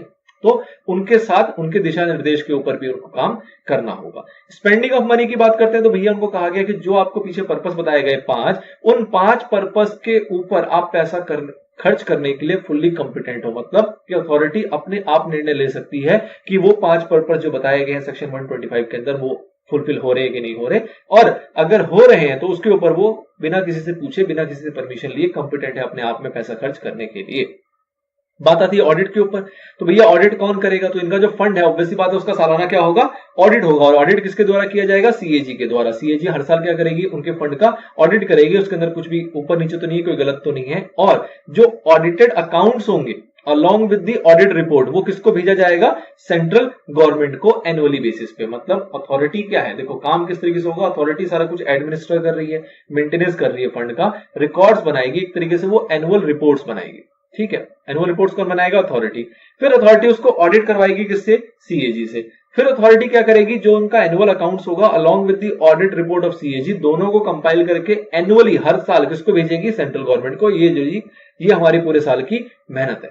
ठीक है, उसके बाद बात आएगी कि भैया ये काम होने के बाद अब सेंट्रल गवर्नमेंट क्या करेगा, सेंट्रल गवर्नमेंट क्या करेगा कि हर साल जो उसके पास एनुअल अकाउंट आएंगे along with the audit report of CAG, उन दोनों को वो पेश करेगा, मतलब प्रस्तुत करेगा कहां पे, पार्लियामेंट के अंदर। क्योंकि भैया पार्लियामेंट के द्वारा ही ये क्रिएट की गई अथॉरिटी, तो वहां पे पूरी चीजें पारदर्शिता के साथ दिखाई जाएगी कि ये हमारी अथॉरिटी है, इन्होंने ये अकाउंटिंग करी, ये पूरी उनकी एनुअल पूरी साल की दस्तावेज है, किस तरीके से उन्होंने काम किया, इस पे इन्होंने ऑडिट किया सीएजी ने। उस ऑडिट की रिपोर्ट ये है कि भैया क्या कमी है, क्या खामी है, क्या सही है, क्या बुराई है, और उनको सेंट्रल गवर्नमेंट पेश करेगा कहां पे, पार्लियामेंट के अंदर, बोथ हाउसेस ऑफ पार्लियामेंट, मतलब अपर एंड लोअर दोनों पार्लियामेंट के अंदर इसको पेश किया जाएगा। तो ये पूरा सिनेरियो था सेक्शन नंबर 125 का, जो कि रिलेटेड था आईपीएफ। अब ये पूरी कहानी आपकी खत्म हो गई। 123 चला, 124 अनपेड के ऊपर आया, 123 आपका आईपीएफ के ऊपर आया, ये पूरी कहानी खत्म हो गई। अब एक सेपरेट पार्ट आएगा जो कि अबेयंस की बात करेगा और पनिशमेंट की बात करेगा 126 और 127 के अंदर। दिस बस जाके हमारा ये चैप्टर क्या होगा, पूरा रैप अप हो जाएगा। हाँ जी दोस्तों, सेक्शन वाइज हम बेसिकली लास्ट एक वीडियो है हमारा जिसके अंदर लास्ट कंटेंट सेक्शन नंबर 126 और सेक्शन नंबर 127 की बात करेंगे इसके अंदर, और इसके बाद एक फर्दर लास्ट वीडियो एक और आएगी आपकी, जो की बात करेगी आपकी एमसीक्यू एंड केस स्टडी के ऊपर। चलिए, तो फिलहाल इन दो सेक्शन को फटाफट से देख सकते हैं। दोनों नॉर्मल सेक्शन है बट कहीं ना कहीं इंपॉर्टेंट है। पहला सेक्शन जो सेक्शन नंबर 126 है वो बात किस चीज की कर रहा है, वो कह रहा है right of dividend, right shares and bonus shares. ये 3 एक तरीके की फैसिलिटीज है जो शेयर से अटैच होती हैं। इसको कहा गया to be held in abeyance pending registration of transfer of shares. मतलब क्या है कि शेयर्स को ट्रांसफर किया गया, शेयर्स को जब ट्रांसफर किया गया और शेयर्स का ट्रांसफर हुआ, उसकी रजिस्ट्रेशन जो है वो कंपनी के एंड में भी पेंडिंग है, होता है। हमने शेयर्स को ट्रांसफर किया, उसकी इन्फॉर्मेशन दी कंपनी को, और कंपनी उसका रजिस्ट्रेशन अभी कर रही है ट्रांसफर के ऊपर, लेकिन वो अभी मतलब उसके अंदर कंप्लीट नहीं हुआ वो। अब उस प्रोसेस के दौरान अगर डिविडेंड इश्यू हो जाता है तो किसको दिया जाए, राइट शेयर्स इश्यू हो जाते हैं किसको दिया जाए, बोनस शेयर्स इश्यू हो जाते हैं किसको दिया जाए। तो इसके लिए बेसिकली क्या कहा गया कि जो ट्रांसफरर है और जो ट्रांसफर है, तो पहले डिविडेंड की बात करते हैं। जो आपका क्लॉज 1 कह रहा है, वो कह रहा है कि क्लॉज 1 की अगर डिविडेंड दिया गया है तो डिविडेंड को अगर जो ट्रांसफरर है वो कंपनी को अलग से इंटीमेट ना कर दे कि भैया ऐसा करना, तुम जो डिविडेंड डिक्लेयर कर रहे हो वो दे देना ट्रांसफरी को, तब तो कंपनी क्या करेगी, ट्रांसफर को डिविडेंड दे देगी। बट अगर ट्रांसफरर ने, जिसने शेयर्स को बेचा, उसने अगर इस बात की सूचना नहीं दी है कंपनी को, तो कंपनी क्या करती है, फॉर टाइम बीइंग उसको डाल देती है अनपेड डिविडेंड अकाउंट के अंदर। सही है, ये भी अनपेड डिविडेंड अकाउंट में डाल देगी, कल को रजिस्ट्रेशन हो जाएगा, पता लग जाएगा कौन है नया बंदा, उसके क्या है पर्टिकुलर्स, उसको वो पैसा दे दिया जाएगा डिविडेंड का। तो इसको कहते हैं कि उसको फॉर टाइम बीइंग अबेयंस में रखना, मतलब रोक के रखना, उसको ठंडी जगह पे पहुंचा देना कि लो भैया शांत रहो, चुपचाप से बैठो यहाँ पे, कल को फैसला होगा तुम्हारे ऊपर। तो ये कब होता है, जब रजिस्ट्रेशन ऑफ ट्रांसफर जो है वो पेंडिंग चल रहा है at the end of company. ठीक है, ये हुई डिविडेंड की बात। दूसरी पॉइंट इसके अंदर दूसरे क्लॉज में बताया गया कि भैया अगर उस शेयर से रिलेटेड कोई भी राइट शेयर्स हैं या फिर कोई भी बोनस शेयर्स हैं, तो उसको भी आपको अबेयंस में रखना होगा। अबेयंस का मतलब उसको भी रोक के रखना होगा। जब रजिस्ट्रेशन कंप्लीट हो जाएगा तब उसको उसके राइट्स प्रोवाइड किए जाएंगे, चाहे वो राइट शेयर्स के रिलेटेड में हो, चाहे वो बोनस शेयर्स के रिलेटेड में हो। तो ये बस तीन चीजों की अबेयंस की बात करता है। डिविडेंड के लिए अलग से बता दिया कि उसको तो अकाउंट में डाल दो, पर राइट शेयर्स और बोनस शेयर्स को आप अबेयंस में मतलब रोक के रख लो, और जब इसका कल को फैसला हो जाएगा तो फिर इसके ऊपर कार्रवाई की जाएगी। ठीक है, तो ये था आपका सेक्शन नंबर 126। छोटा सेक्शन है, बहुत ज्यादा इंपॉर्टेंट इसको नहीं कह सकते, बट 127 आपका काफी ज्यादा इंपॉर्टेंट हो जाता है। क्या कहता है ये सीधा सीधा कह रहा है कि भैया अगर 30 दिनों में नहीं दिया तो क्या पनिशमेंट, मतलब 127 क्या कह रहा है कि भैया टाइम लिमिट आपको दी गई है, टाइम लिमिट जो दी गई है वो दी गई है 30 दिनों के अंदर, डिक्लेरेशन करो 30 दिन में दे दो। 30 दिन कैसे दे दो, अगर आपका कैश, चेक या इलेक्ट्रॉनिक मॉडल 30 दिन में चला जाना चाहिए, और अगर आपका शेयर होल्डिंग की बात करें तो वो पोस्ट हो जाना चाहिए 30 दिनों के अंदर अंदर रजिस्टर्ड एड्रेस पे। बट नहीं किया आपने, तो उस केस में लगेगी पनिशमेंट सेक्शन 127 के अकॉर्डिंग। तो टाइम लिमिट बताई गई है, ये आपको पता है, खैर इसको रिपीट नहीं कर रहे। पनिशमेंट की बात कर लेते। पनिशमेंट कई सवालों में आया हुआ है, क्या कह रहा है पनिशमेंट के ऊपर कि भैया जो डायरेक्टर है, अगर उसने ये गलती, ये भूल चूक, ये जानबूझ के किया है, अगर ये इंटेंशनली किया है, तो उसके ऊपर इम्प्रिजनमेंट आएगा अप टू 2 ईयर्स का, मतलब 2 साल की हो सकती है उसको जेल, नंबर 1। नंबर 2 कि जितना ज्यादा इसके अंदर डिले हुआ, 30 दिन कहा गया, जितना इसके अंदर डिले कर दिया, उस हर एक दिन को मल्टीप्लाई कर दो 1000 रुपए से, उतनी पेनल्टी देनी पड़ेगी डायरेक्टर को। कौन से डायरेक्टर को, सारे डायरेक्टर को, एवरी डायरेक्टर, मतलब यहाँ पे ऑफिसर एंड डिफॉल्ट का टर्म यूज नहीं हुआ है, यहाँ पे टर्म यूज हुआ है डायरेक्टर का। ठीक है, तो 2 साल तक की जेल हो सकती है अगर नोइंगली या इंटेंशनली है तो। एंड उसके साथ साथ आपको 1000 रुपए एवरीडे के हिसाब से पेनल्टी देनी पड़ेगी जब तक भी ये डिफॉल्ट कंटिन्यू चला। आपने 2 महीने डिले किए, 60 दिन डिले हुआ, 60 दिन मल्टीप्लाई में 1000, 60,000 रुपए की पेनल्टी लग गई डायरेक्टर के ऊपर। अब बात करते हैं कंपनी के ऊपर। तो कंपनी को कहा गया कि भैया अगर ये डिफॉल्ट होगा तो आप लायबल हो सिर्फ और सिर्फ 18% का सिंपल इंटरेस्ट, मतलब कि जब तक ये डिफॉल्ट चला उस पीरियड के ऊपर आपको 18% का ब्याज देना पड़ेगा। किसको, ऑब्वियस सी बात है जो भी हमारा पनिशमेंट का सेक्शन है, तो ऑब्वियस सी बात है पनिशमेंट किसको जाएगी, तो डिविडेंड जब हम पे कर रहे हैं तो उसको सामने वाले को क्या कहा गया था कि सामने वाले को क्या मिलेगा, 12% का ब्याज मिलेगा। सॉरी, सामने वाले को कहा क्या गया था कि 12% का एक प्रोविजन आया था आपका अनपेड डिविडेंड के अंदर कि अगर आपने ट्रांसफर नहीं किया तो उसके अंदर 12% का प्रोविजन था। बट ये जो 18% है ये किसको मिलेगा, 18% का ब्याज जो है वो मिलेगा उस पर्टिकुलर मेंबर को जिसको डिविडेंड दिया जाना है और उसने डिले कर दिया आपने। ठीक है ना, तो मेंबर को आपको डिविडेंड देना था, आपने 30 दिन के अंदर नहीं दिया तो उसके अंदर जितना डिले होगा उस पीरियड के ऊपर आपको 18% के हिसाब से सिंपल इंटरेस्ट का ब्याज देना पड़ेगा पर्टिकुलर मेंबर को। ये रजिस्ट्रार को नहीं जाएगी, ये पेमेंट जो पनिशमेंट है रजिस्ट्रार को नहीं जाएगी। ठीक है, चलिए ध्यान रखेंगे आगे। फिर बात करता है एग्जेम्पशन, मतलब कुछ सिनेरियो ऐसे बताएगा जहां पे अगर आप 30 दिन के अंदर डिविडेंड पे नहीं भी करते हो तो भी आपको पनिशमेंट नहीं लगेगी। ऐसे कौन से सिनेरियो है, तो पहला पॉइंट कह रहा है कि अगर ऐसा हुआ है by reason of operation of any law. Operation of any law का मतलब क्या है कि सपोज करो किसी एक मेंबर था जो कि हमारा रजिस्टर्ड शेयर होल्डर था, उसकी हो गई डेथ। अब उसके पास जो उसके फैमिली मेंबर थे उसमें 3 मेंबर हैं, तीनों आपस में लड़ रहे हैं कि जी मुझे डिविडेंड चाहिए, मुझे शेयर चाहिए, मुझे डिविडेंड चाहिए, मुझे शेयर चाहिए। अब कंपनी बेचारी कंफ्यूज किसको दे, और उनका जो विवाद है वो चल रहा है कोर्ट के अंदर। अब कोर्ट के अंदर जो विवाद चल रहा है तो कंपनी किसको दे, तो कंपनी को फिलहाल क्या करना पड़ेगा, उसको डिले करना पड़ेगा, रोक के रखना पड़ेगा जब तक कोर्ट का फैसला नहीं आ जाता कि किसको दिया जाएगा, कौन उसका रियल ऑनर है या कौन उसका रियल ट्रांसमिशन के तहत किसको शेयर मिलना चाहिए, किसको उसके अकॉर्डिंग पे डिविडेंड मिलना चाहिए। तो ऐसे अगर कोई सिचुएशन है जहां पे कि लॉ की इन्वॉल्वमेंट है और उस वजह से लेट हो रहा है तो उसमें कंपनी का इंटेंशनल डिफॉल्ट नहीं है ना, कंपनी जानबूझ के तो डिले नहीं कर रही, तो ये केस फंसा हुआ, केस चल रहा है, हम क्या करें। तो ऐसी सिचुएशन में इसको आपको पनिशमेंट नहीं दी जाएगी कंपनी के ऊपर, ना फिर डायरेक्टर के ऊपर। अगला पॉइंट आता है कि जो शेयर होल्डर है, जो मेंबर है, उसने कुछ डायरेक्शन दी, किसको, कंपनी को डायरेक्शन दी। सपोज करो उसने अपना बैंक अकाउंट चेंज करा दिया, उसने कहा भैया मेरे आप यस बैंक में देते थे, अब एसबीआई में ट्रांसफर कर देना, कुछ डायरेक्शन दे दी। ठीक है जी, अब डायरेक्शन जो है वो कंप्लाई नहीं हो पाई। डायरेक्शन कंप्लाई नहीं हो पाई का मतलब क्या है कि जो उसने अकाउंट डिटेल दी उसके अंदर कोई नंबर मिसिंग था, जो नाम बताया उसके अंदर कुछ मिसिंग थी, या कोई भी ऐसा इनकरेक्ट इन्फॉर्मेशन था जिसके वजह से उसकी डायरेक्शन कंप्लाई नहीं हो पाई। अब कंप्लाई नहीं हो पाई, उसकी सूचना कंपनी ने दे दी उस पर्टिकुलर शेयर होल्डर को कि भाई साहब तुमने जो इन्फॉर्मेशन दी है उसके अंदर ये दिक्कतें हैं, ये चीजें सही नहीं बैठ रही। अगर ये पूरा प्रोसेस हुआ है तो यहाँ पे गलती कंपनी की नहीं है, उसके ऊपर कोई पनिशमेंट नहीं लगेगा। पूरा प्रोसेस का मतलब क्या है, डायरेक्शन आई शेयर होल्डर से, उसको उसने कंप्लाई किया, पता लगा नहीं पॉसिबल है, उसने फिर कम्युनिकेशन भी कर दी। कम्युनिकेशन जरूरी है, ऐसा नहीं कि कंप्लाई किया पॉसिबल नहीं था छोड़ दिया तो नहीं माना जाएगा। कम्युनिकेशन भी होना चाहिए कि भैया तुमने जो डायरेक्शन दी थी वो हमारे पे काम नहीं कर रही है, अब तुम देख लो कि क्या करना है, कहां तुम्हें पैसे चाहिए। तो ऐसी सिचुएशन में भी कंपनी के ऊपर पनिशमेंट का सेक्शन मतलब पनिशमेंट नहीं लगेगी। अगला पॉइंट आता है where there is a dispute regarding right to receive the dividend. ये कहीं ना कहीं ऑपरेशन ऑफ लॉ से रिलेटेड है। मैंने वहां ऑपरेशन ऑफ लॉ में वो एग्जांपल दे दिया था, ये भी कुछ कुछ वैसा ही है कि सपोज करो ज्वाइंट शेयर होल्डर है, वो आपस में लड़ रहे हैं जी किसको मिलेगा, कितना मिलेगा, नहीं मिलेगा, कुछ ऐसा डिस्प्यूट है जो चल रहा है। तो इस रिगार्डिंग में भी जब ये पर्सनल शेयर होल्डर की तरफ से डिफॉल्ट है तो कंपनी या डायरेक्टर के अंदर कोई दोष नहीं है, कोई पनिशमेंट उनके ऊपर नहीं लगाई जाएगी। डी पॉइंट बहुत इंपॉर्टेंट है, ये कई सवालों में आता है। क्या कह रहा है कि अगर डिविडेंड को लॉफुली एडजस्ट कर लिया गया किसी भी ड्यू अमाउंट के अगेंस्ट, मतलब क्या हुआ कि सपोज कंपनी डिविडेंड दे रही है और सामने वाले को कुछ कॉल इन अरियर था, सपोज करो 50,000 रुपए कॉल इन अरियर था, कंपनी ने 60,000 रुपए का डिविडेंड डिक्लेयर करना है या 50,000 का डिविडेंड डिक्लेयर करना है, तो कंपनी क्या कर सकती है, उस कॉल इन अरियर से उस डिविडेंड के पेमेंट का अमाउंट को आपस में क्या कर लेगी, एडजस्ट, और कोई डिविडेंड पे नहीं करेगी। तो ऐसा करना चल जाएगा अगर लॉफुली एडजस्ट किया है, मतलब ऐसा नहीं कि कोई और इधर उधर का पैसा। कॉल इन अरियर का एग्जांपल आप जनरली देखोगे कि कॉल्स पेंडिंग थे और उसके अगेंस्ट कंपनी ने डिविडेंड पे नहीं किया, उसको सेट ऑफ कर लिया आपस में, तो ये अलाउड है एज पर सेक्शन नंबर 127। ठीक है जी। फिर कहता है कोई और रीजन, कोई और भी रीजन हो सकता है जिससे कि फेलियर हुआ तो है लेकिन वो फेलियर ना कंपनी या डायरेक्टर के एंड पे नहीं है, उनकी तरफ से कोई कमी पेशी नहीं है, स्टिल पेमेंट नहीं कर पाए 30 दिन में, वो बाद की बात है।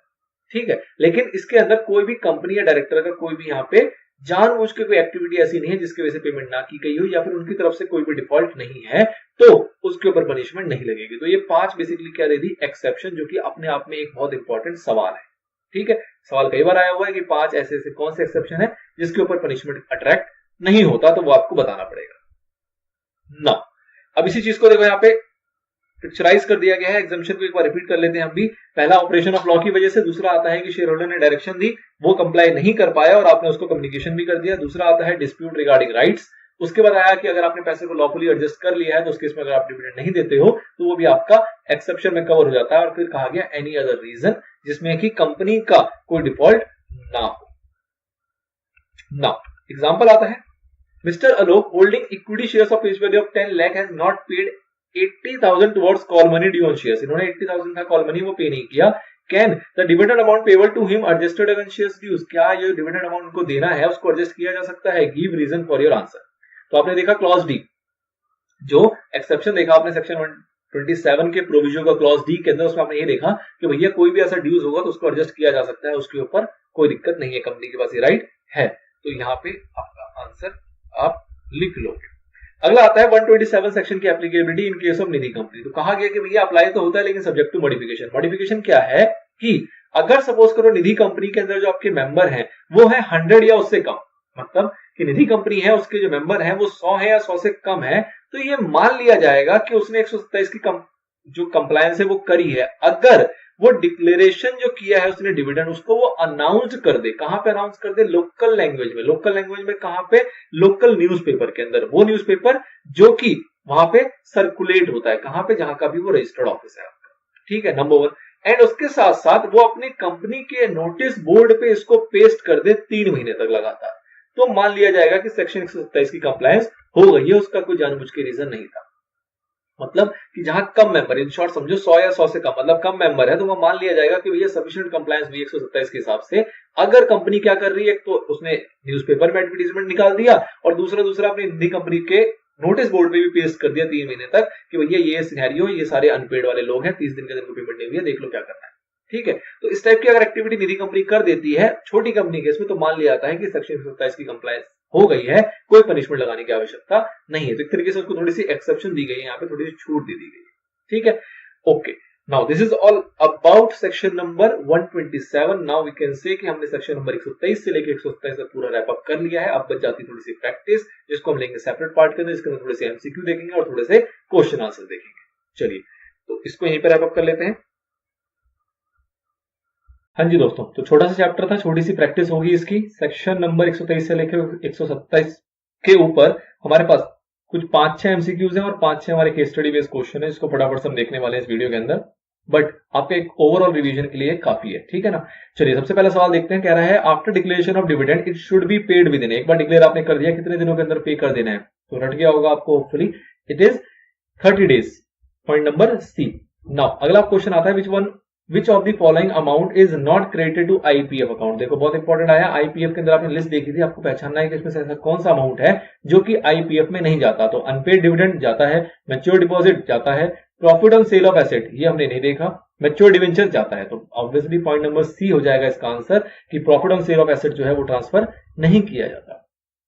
अगला पॉइंट आता है in how many days from the date of declaration the interim dividend shall be deposit in a separate bank account. तो इंटरिम डिविडेंड हो चाहे कोई भी डिविडेंड हो, उसको सेपरेट बैंक अकाउंट में डिपॉजिट करना होता है. बोलो कितने दिनों के अंदर. It is 5 days. नाउ अगला सवाल है after the expiry of dash the amount of unpaid dividend account should be transfer to investor education and protection fund. तो बताओ कितने सालों के बाद अनपेड डिविडेंड को हमें आईपीएफ में डालना होता है. तो आपको पता है कितने सालों में, 7 सालों में. अगला सवाल आता है amount to be transfer to reserve out of profit before any declaration of dividend is.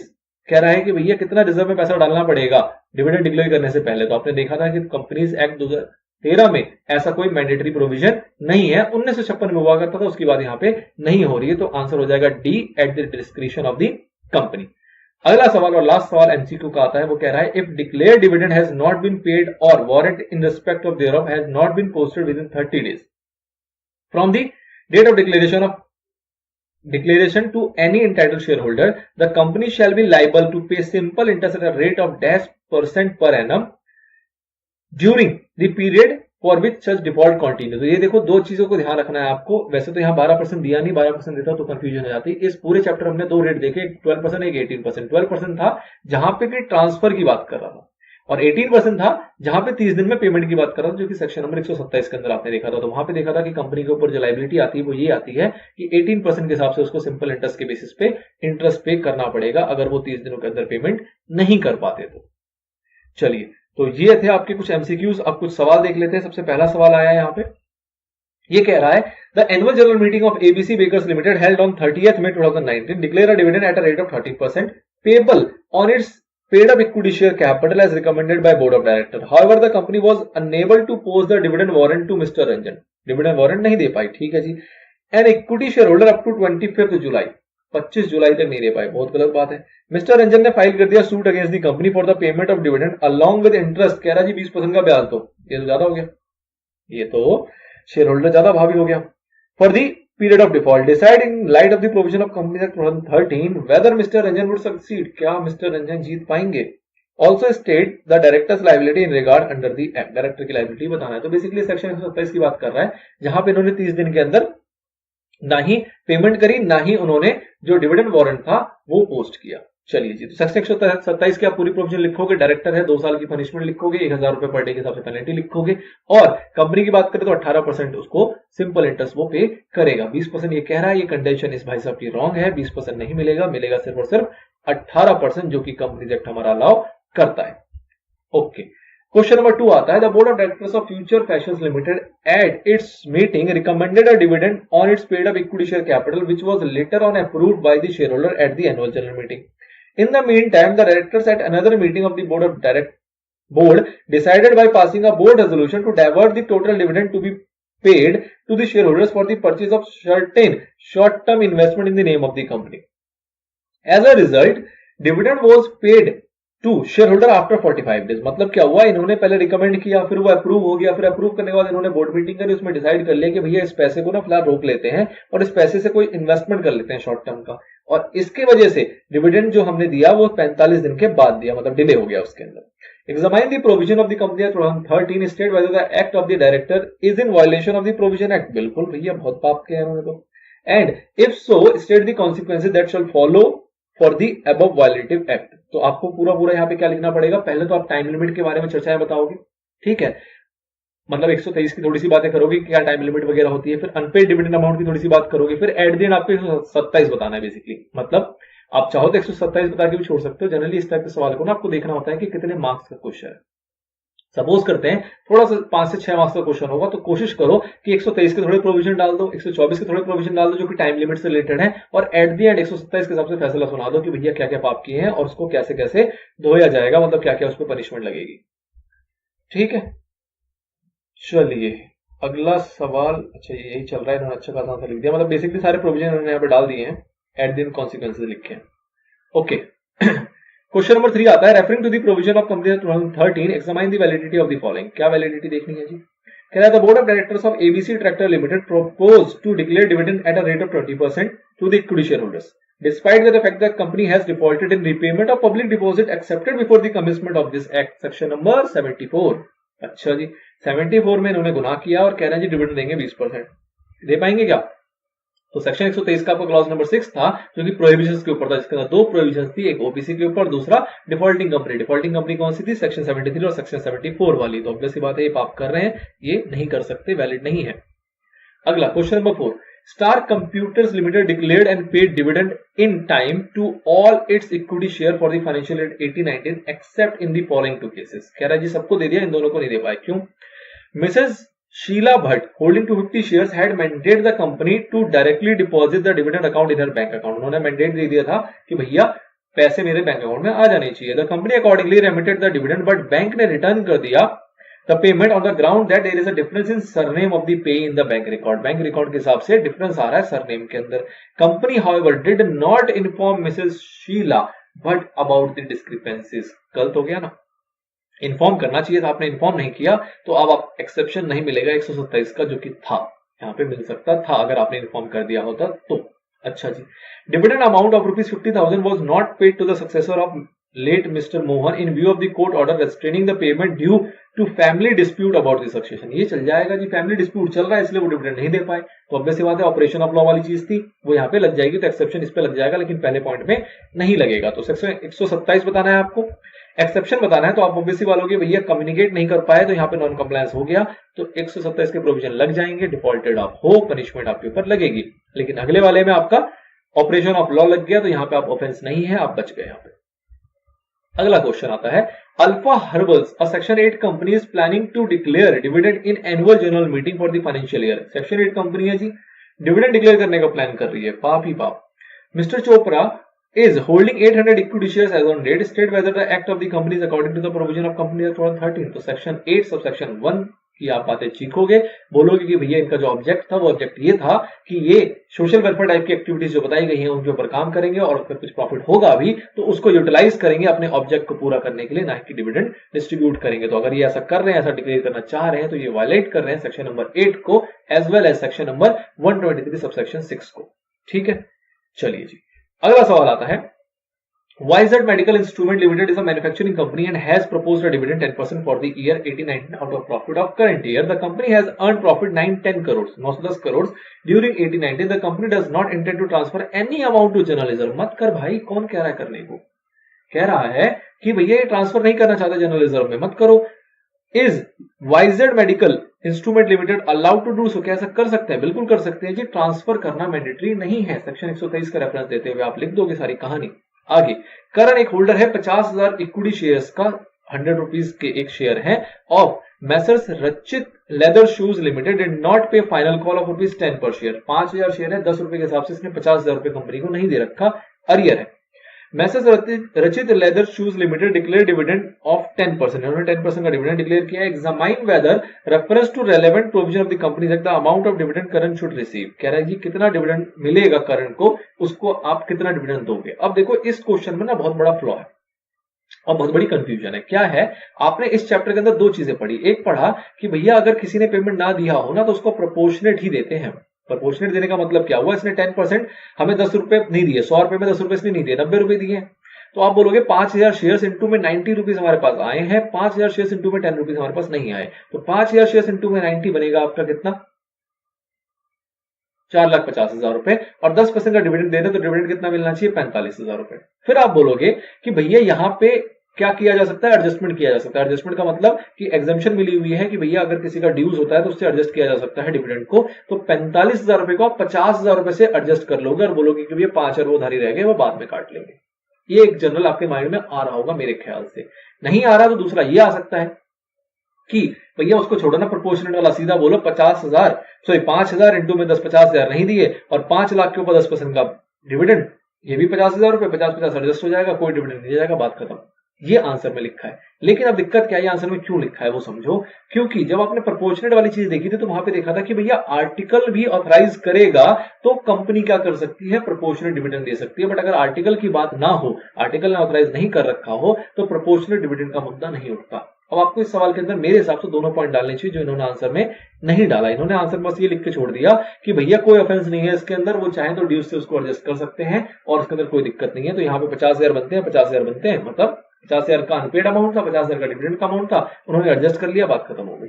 लेकिन मेरे हिसाब से आप इसके अंदर ये वाला पॉइंट भी डालोगे जब आप आंसर लिखोगे इसके ऊपर, क्या कि अगर आर्टिकल इनको ऑथराइज किया होता तो ये डिविडेंड ही नहीं देते इतना। मतलब जो डिविडेंड पे आउट की इन्होंने कैलकुलेशन करके दिखाई है वही गलत है। अगर आर्टिकल ऑथराइज करेगा तो डिविडेंड प्रोपोर्शनेट दिया जाएगा, जितना पेड अप होता है उसी के प्रोपोर्शन में दिया जाता है। पेड अप हमारा 4.5 लाख रुपए, तो प्रमोशन के हिसाब से 45,000 रुपए डिविडेंड आएंगे और उसके अकॉर्डिंग 50 से एडजस्ट करेंगे, 5,000 का उनका अरियर अभी और बचा हुआ रह जाएगा। तो मेरे हिसाब से जब आप इसका आंसर लिखो तो दोनों व्यूज को लिखना जरूरी है, या इसके ऊपर एटलीस्ट नोट लिखना जरूरी है, तब जाके आंसर कंप्लीट होता है। ऑल्दो इन्होंने यहाँ पे नहीं डाला हुआ वो कोई बात नहीं है, ठीक है, ये तो लिखना ही है, बट एक सेकंड व्यू भी आपको लेके चलना है जो कि मेरे हिसाब से जरूरी है। चलिए, तो अब अगर मैं कंक्लूड करूं तो मैं एक कह सकता हूं कि आपने क्या क्या पढ़ लिया। आपने पूरे 123 से लेके 123 से पहले बेसिक्स देखे, 123 से लेके आपने 127 तक देखा। अलॉन्ग विद दैट आपने एमसीक्यू की प्रैक्टिस की और थोड़ी सी प्रैक्टिस की आपने क्वेश्चन आंसर की। इस तरीके से आपका चैप्टर नंबर 8 जो है वो पूरा का पूरा कंपाइल होते हुए खत्म हो जाता है। आई होप आपको चीजें समझ में आ रही होंगी और आनी भी चाहिए।